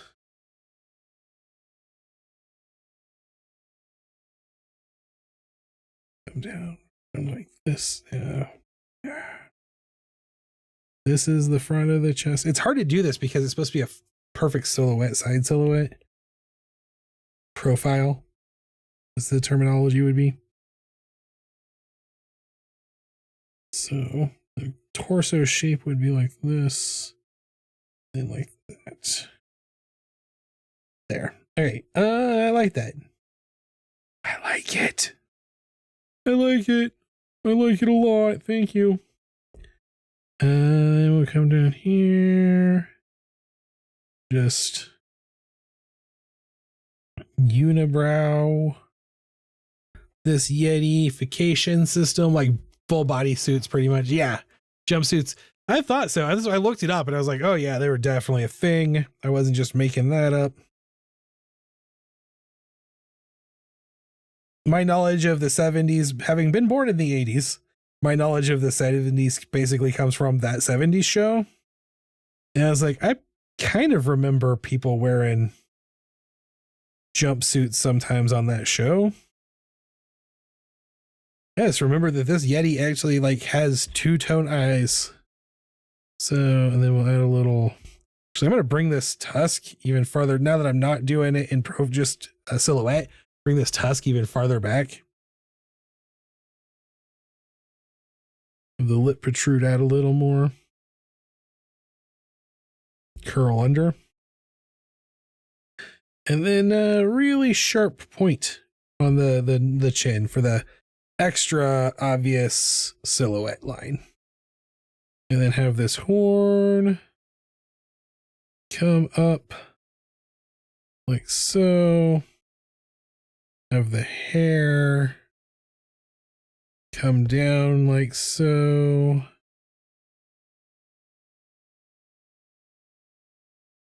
Yeah, there we go. That looks good. This hair come around and back up. And actually have it come to the outside of the horn just a little bit, just to imply that the horn is coming up through hair. Like that. Split the diff. And I have a little flare coming off the front. In my original Yeti detective story, the horn molts off during the night of the full moon, when it is also the only night the Hebepharops zipulops blooms from the droppings of a Yeti. And if someone uses the molted horn to smoke the Hebepharops zipulops, they will get so high that they temporarily stop being constrained by the rules of physics. That sounds like what would happen. I told people about the alcohologist stories this weekend, and they were like cracking up laughing at just the concepts of the stories. I told them, I was like, we can't write anymore because you did all of the story beats. And the last time it came up that we should write more, your response was, I'm no longer live in a meth hotel and therefore can't get into the proper state of mind to think of alcohologist stories. And they were like, with everything you've told me about this book series, that tracks. And I was like, it's generous to call it a book series. It's 6 short stories that vaguely fit together. But there are some people there who were like, the moment they heard that Loki was involved, I was like, yeah, know your audience.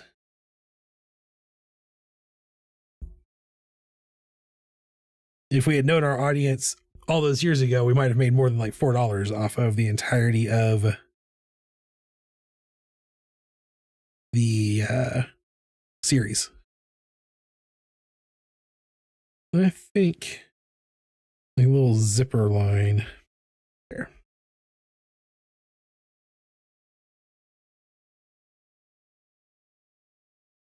And hands like so.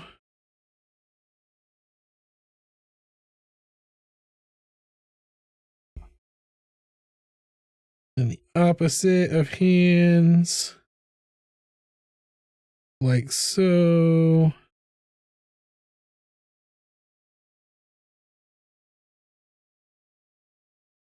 down here like that. Wow. I turn off that layer.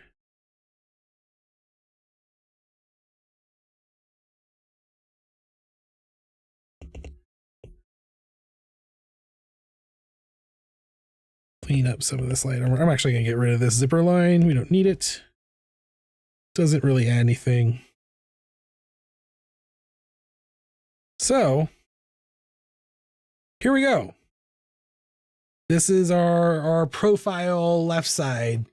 Someday art historians are going to find the alcohologist stories and we will be like with the Bill and Ted of that timeline. Oh, I hope so. That would be amazing. I want to save the world with my horrible art. Even more than I want to save the world with the art that I actually put effort into. May one historian be named Rufus. I feel like blue is a very 70s color. Actually, let's pull up a 70s color scheme. That's 70s color scheme.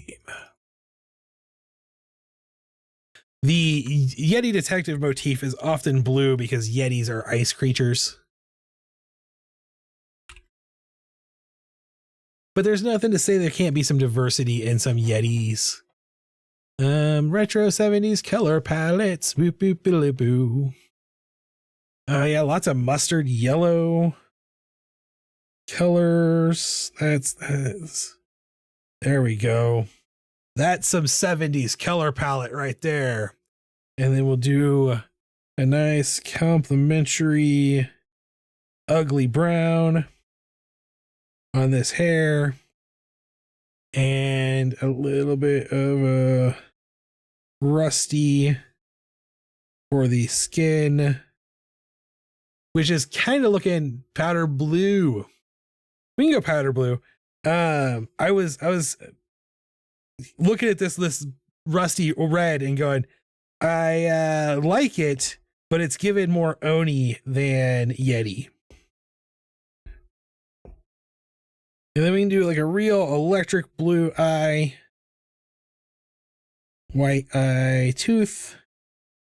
And I think that electric blue on the horn also would be good. What do you guys think? This feels very 70s to me. Again, born in the 80s, no actual experience with the 70s. Very likely don't know what I'm talking about at all. But we can go. I am on the right layer. Add some shading now. Just some little flop shade.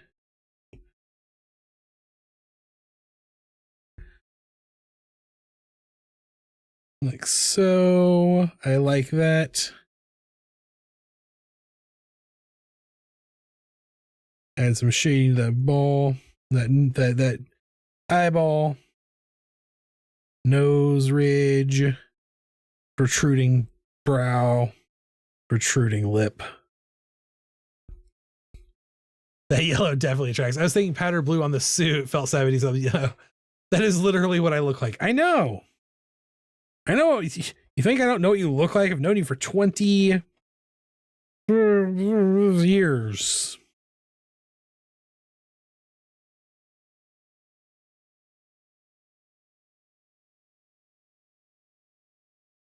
So, true story. I met Yeti Detective in a class called Shakespeare, etc. Our senior year of high school.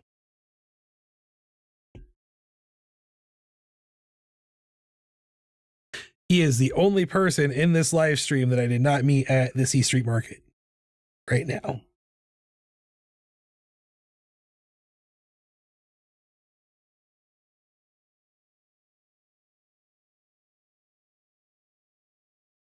When he tells the story of how we met, it makes me sound like a much more depressing, horrible person. But it is probably true.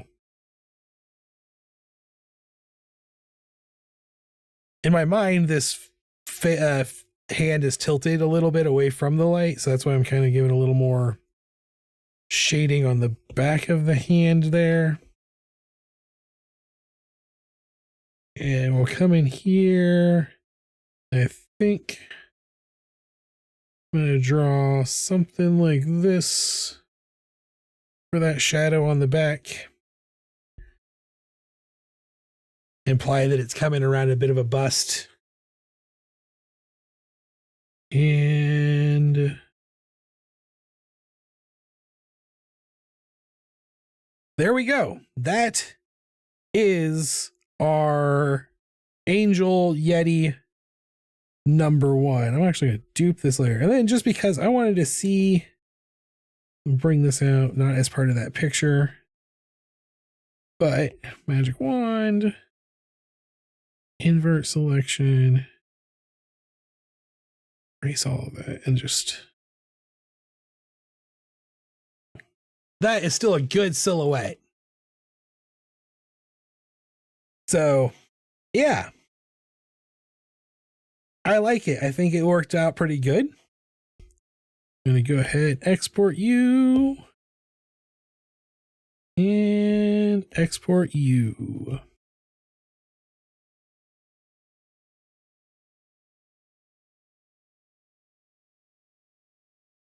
All right. All right. That Yeti you'll never forget. It's true. What's next? What do we want to do now? Is Raul still around?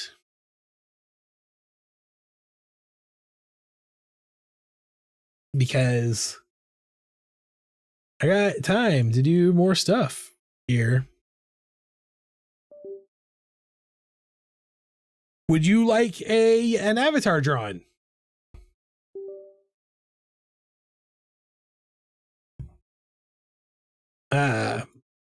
I'm asking. You're here. No, forgetti. Yeah, did you see? Now I can't believe I said that on the live stream. Now I'm going to get in trouble. Now we're going to get demonetized. I'm not getting monetized.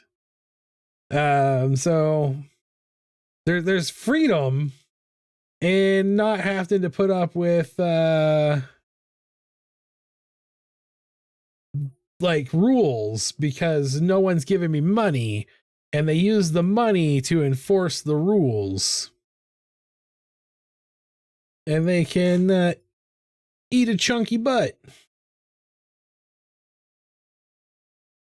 Cause I got freedom. What about a crystallized fox? Okay, I can give that a try. I'm always willing to give it a try.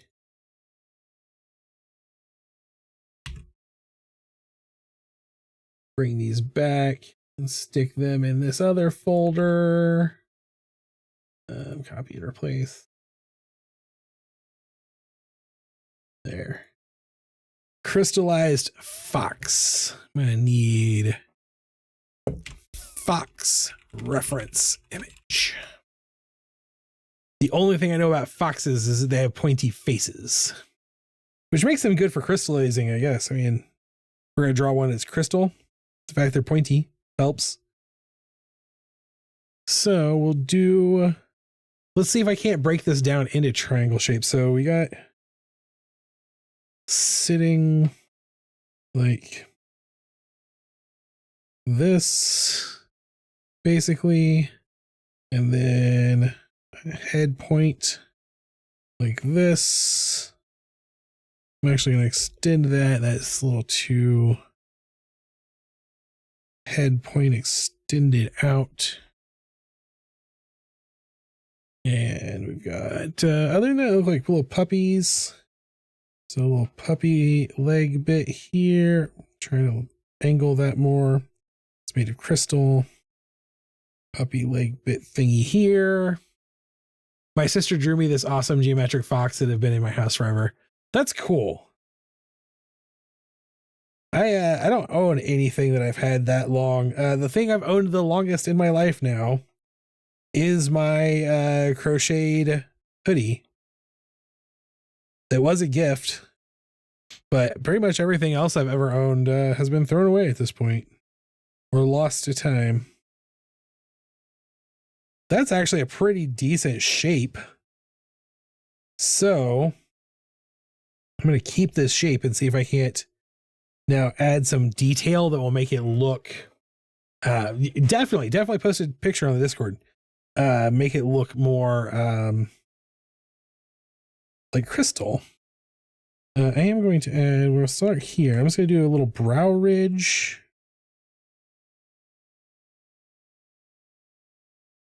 And I'm just going to try to, basically, I've got a picture of an actual fox. And then in my brain, thank you. I wish I could, I love it. I love it. I love receiving compliments for it. All credit goes to the creator.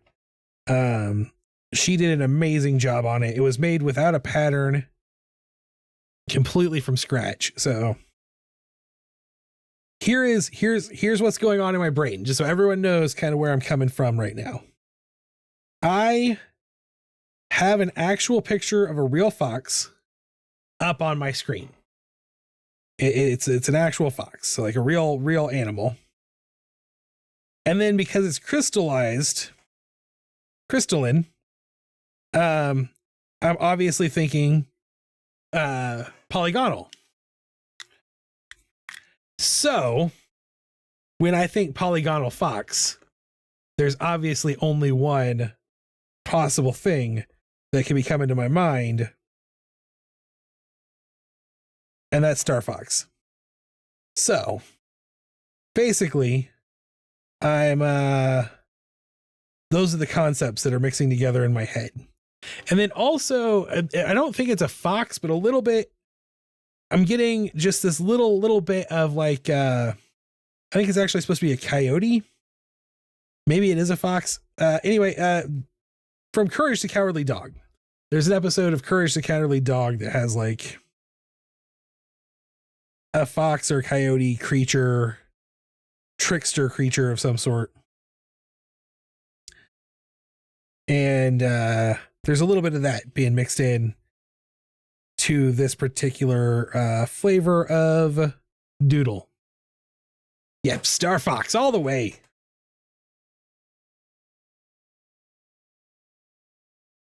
Star Fox, a surprisingly tragic game. I was just telling my dad the other day about Star Fox and how it is actually a very, very sad game, because like, if you are like me and you didn't really play the original Star Fox, you just played Star Fox 64, or you played Star Fox 64 before you played the original Star Fox anyway, you already know that all of the original crew in the Star Fox game die at the end of the game. All of them except for Peppy.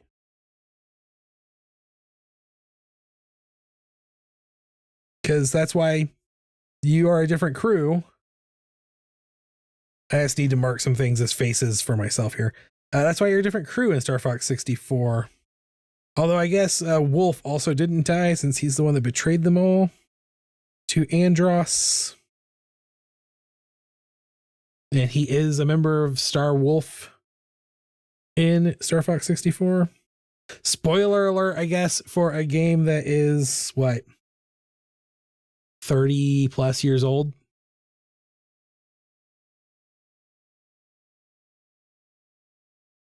Yeah, spoiler alert for a game that is literally older than the average person at the Glow Market. The average vendor on the Glow Market on Saturday. I only knew the original. That's horrible. Yeah. The original was, did you know that the original Star Fox was like the only game that used the expansion pack for the Super Nintendo to make the Super Nintendo 32-bit?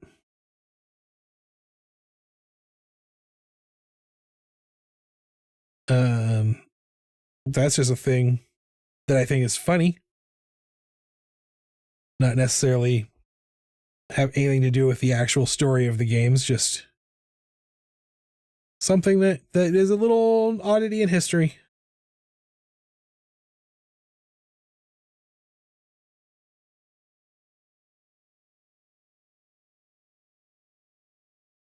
And oh, I should probably draw in this back foot like that.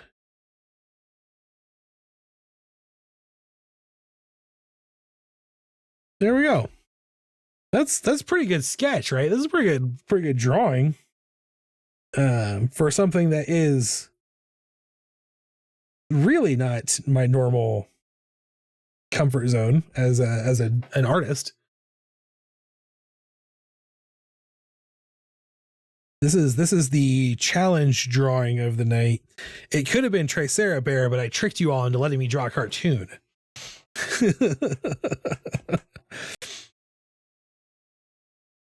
Tricerabear could have been a real bear. I got away with drawing a cartoon instead.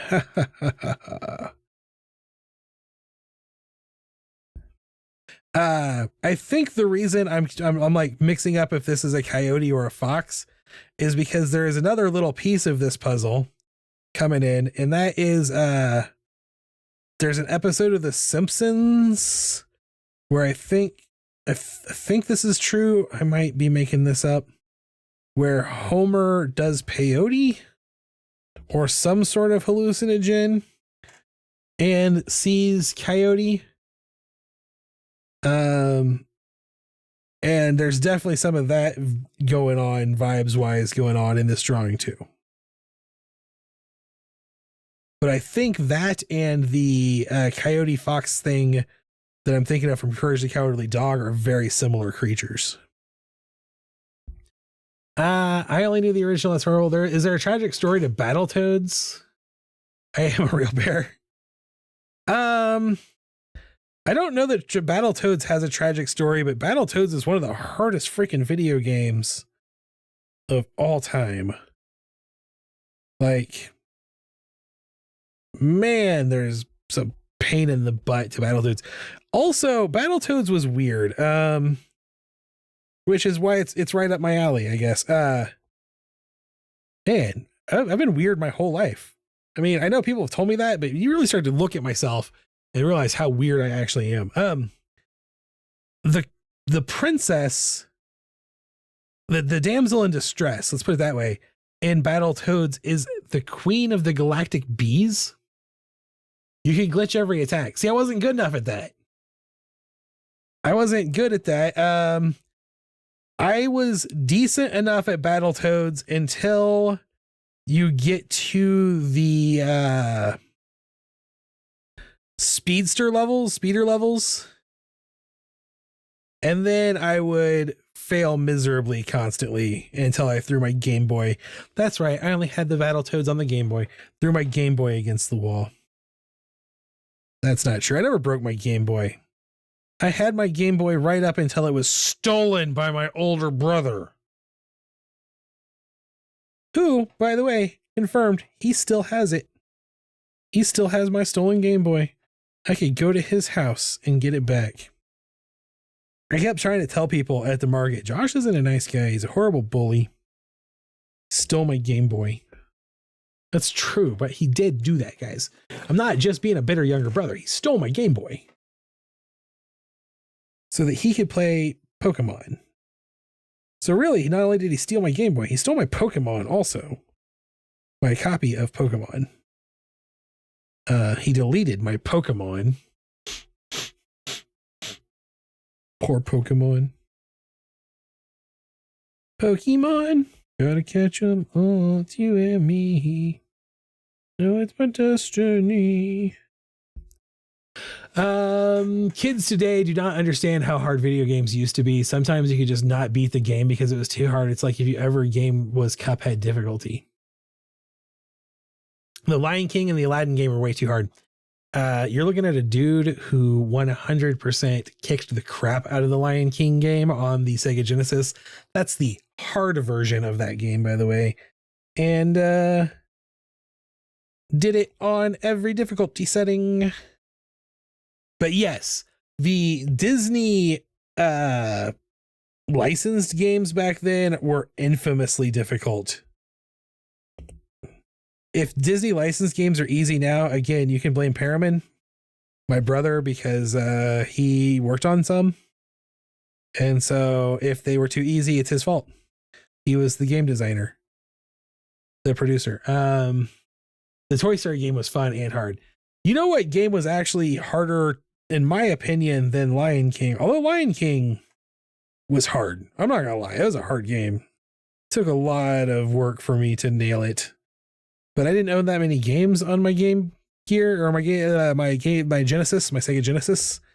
So I only owned baseball on my Game Gear. And Ninja Gaiden, I think.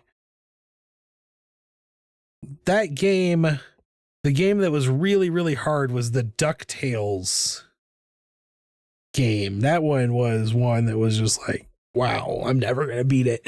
But I didn't own it, so I didn't get to play it that much. So I didn't get to master it. Because that was also, you know, by the time I owned, I'm a younger brother. I don't know if I've mentioned this bitterly and in anger tonight at all. I'm a younger brother, so I didn't get to own my own video game console systems. My older brother was the one that owned, he actually was given the Nintendo for Christmas, the original Nintendo for Christmas. And then in his defense, he got a job and bought his Super Nintendo. So it was definitely his Super Nintendo. I can't begrudge him that. But I never owned my own console until I was like 13. And by the way, someone who has basically been working and making money since I was 9 years old. And I got a Sega Genesis when I was maybe younger, maybe 11. But definitely like no younger than that. But by the time I got a Genesis, we were definitely a let's go to Blockbuster once a week kind of family. And so once you could rent games, you no longer bought games. And so I never really owned that many. I played a lot of Sega Genesis games. I loved my Genesis, but I didn't really own that many. I did, however, own all of the Sonic series through Sonic and Knuckles, through all of them that were on the Genesis. I never got a Sega Saturn. And I never got to, I got to play, our friend Mikey had a Dreamcast. So I got to play a lot of Dreamcast games because he owned a Dreamcast and no adult supervision. So we spent a lot of time at his house in high school. I have the full Super Nintendo set up. I have been commissioned to fix. I have actually fixed and programmed the chips. I hope I don't mess it up. Both my older brother and my younger brother are retro game collectors and have full sets of things. Me, I bought a PC and never looked back when I was a freshman in high school. I just bought a computer and never looked back. Was like, this is me from this. I'm a PC gamer from now on. And the next time I bought a console for my own personal use was, I guess technically I bought a Wii, but I bought the Wii for my ex-wife, who was my fiance at the time, not myself. And the next, like I said, the only console since then that I bought for myself was a Nintendo Switch, which I bought to play Animal Crossing on during the lockdown. Been a PC gamer from the start also. I was top 50 in the US on Warcraft 3 online. I loved the World of Warcraft, not World of Warcraft. I loved World of Warcraft too. I played World of Warcraft addictively through Lich King and then have off and on through the years until basically I quit playing in Shadowlands entirely and never looked back.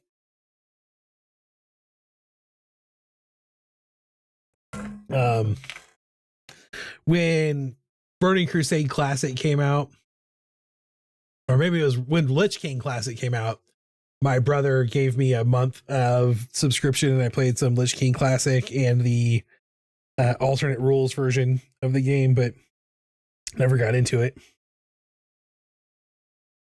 I've been switched to Final Fantasy 14, and then I quit playing that last year when I left my job.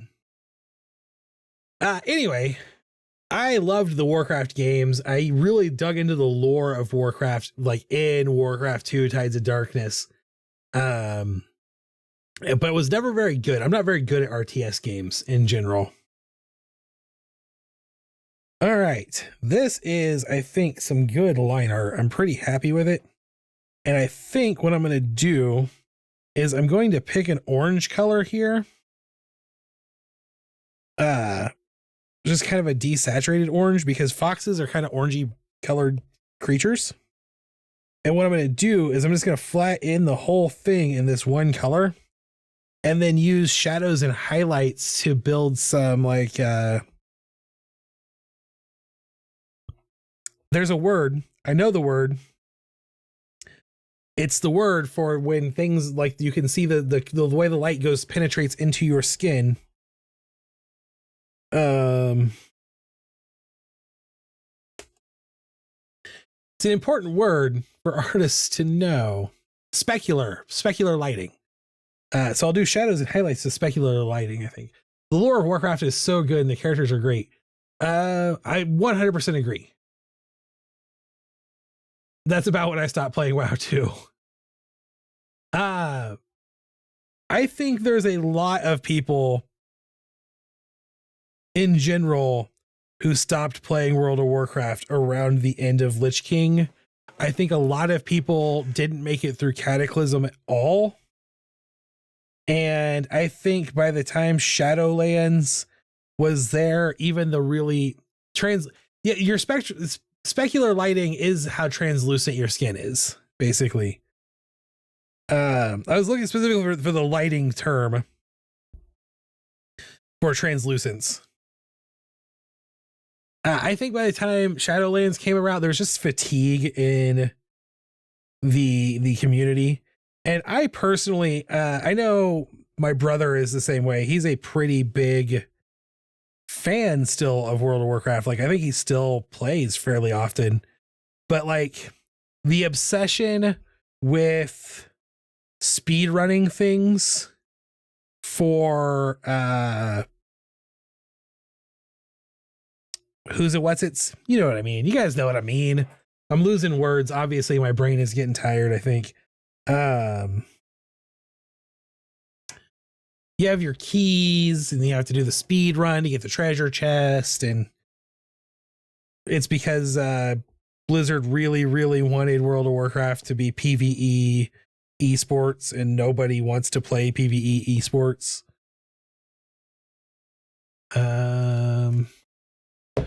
Dungeons in WoW keys. Trying to Mythic Plus. He really hates the Mythic Plus and the way the community, like, it attracts a lot of toxic players to it. When the whole world was broken open, WoW it was just so crazy. I missed the Tauren lands before that. I would agree. I don't think Cataclysm was a bad expansion, and I think a lot of the changes they did to the world to make some of the lore more coherent and to update the leveling process in the vanilla zones actually worked pretty well. The Tauren, I'm going to get into WoW nerd mode. To me,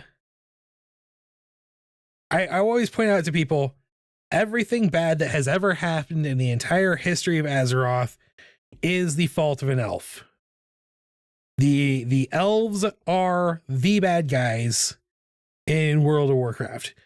No one thinks they're the bad guys, but they are the bad guys. The elves, the night elves specifically, are the villains. They are evil.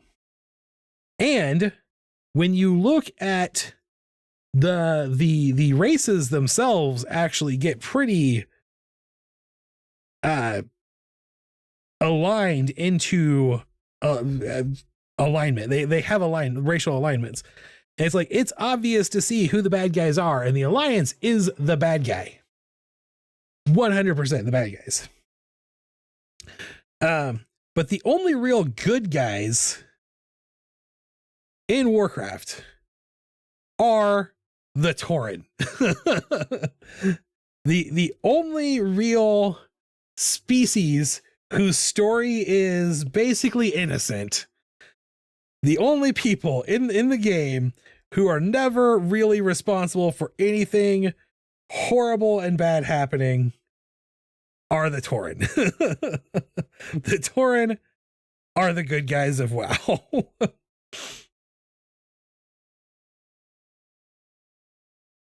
Every other species was the bad guy at some point in the story.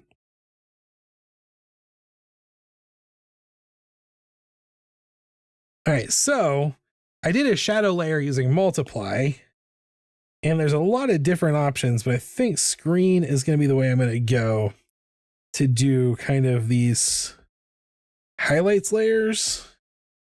And like I said, I'm going to try to do like a subsurface highlight kind of thing here. When they updated the features, though, I hated how they did the Tauren. They looked so goofy. I think a lot of people did, but I actually liked the graphics updates, and I really like the Tauren from Battle for Azeroth that are the Moose Tauren. They have moose antlers. The story behind why their particular tribe of Tauren can have moose antlers was really well done, and I liked their lore, and I thought they were a good addition to the game world. Although, actually, for that matter, I really thought that the Kul Tiran, like Wicker Man, kind of Blair Witch Druid stuff was a really good addition to the world lore too. As a person who liked the lore of Warcraft going back to Warcraft 2, I was always sad that the Kul Tirans were not really ever brought back into WoW until then. But I think they did a really good job. And of course, that's not really the Kul Tiran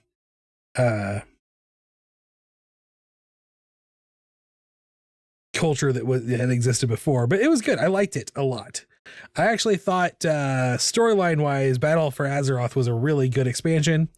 It just had a really crappy like concept for the expansion. Okay, there we go. I think this turns out pretty good. I like this. I think this looks pretty decent for being pretty much outside of my comfort zone. As an artist, I think it came out pretty good.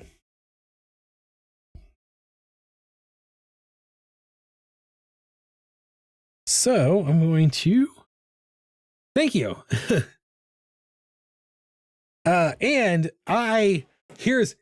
So when I played World of Warcraft, I liked to play a prot pally, and before they really screwed everything up, I was a hardcore mass pull grinding prot pally.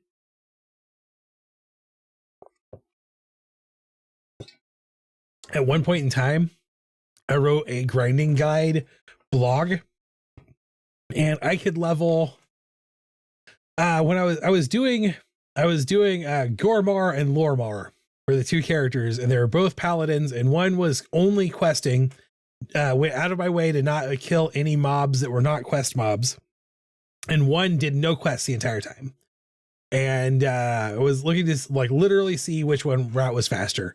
And I was at one point between levels 20 and 40, leveling every 18 minutes, just pure grinding on my prot pally.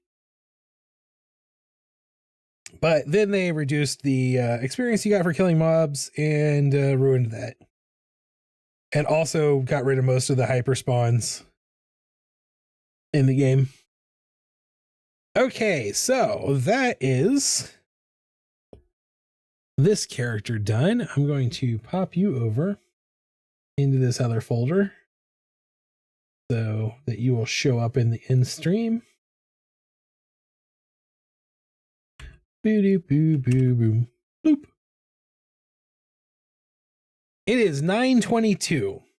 So I could pretty much call the stream both basically done. We've been on for 90 minutes. No, we've been on for 2 hours and 2.5 hours. Wow. Time flies, y'all. I think streaming later works for me. I didn't even realize how long we were going. Did you ever do a challenge where you use gray and white level gear and weapons? I never did the hardcore Iron Man challenge. I'm not a good enough player. I'm too reckless to do a I guess I could have done just the Iron Man with no hardcore. But I did not. I never did that challenge. I think Paramin did it. He might even did it on stream at one point, my brother. But yeah, I never tried that. And I gotta tell you, if I was going to go back, time flies when you get to talk. It does. It really does. I was giving someone a ride home and I told him that he had to let me know if I was talking too long, because so Saturday, the market ended at 7 and I left the market at like 9 o'clock because I was just talking the whole time. I will talk forever. That challenge was brutal. I can imagine, especially in vanilla. Vanilla was so unforgiving. Oh man. Yeah, I can't. Oh, that's crazy. What was I gonna say? I lost my train of thought again. That's what really happens is I get all hopped up on goofballs. It's funny. You're gonna see I have a new like thanks for watching screen. And I designed it to kind of the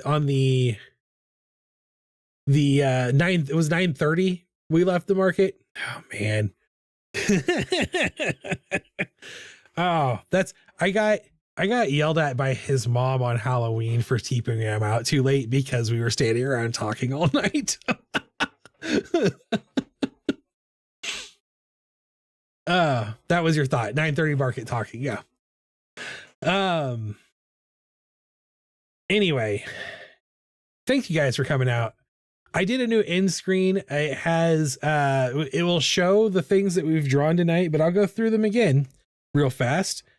We have this crystal fox, which I think turned out pretty well, although it's more of a gold fox than a crystal fox, but I really like it. I think it looks good.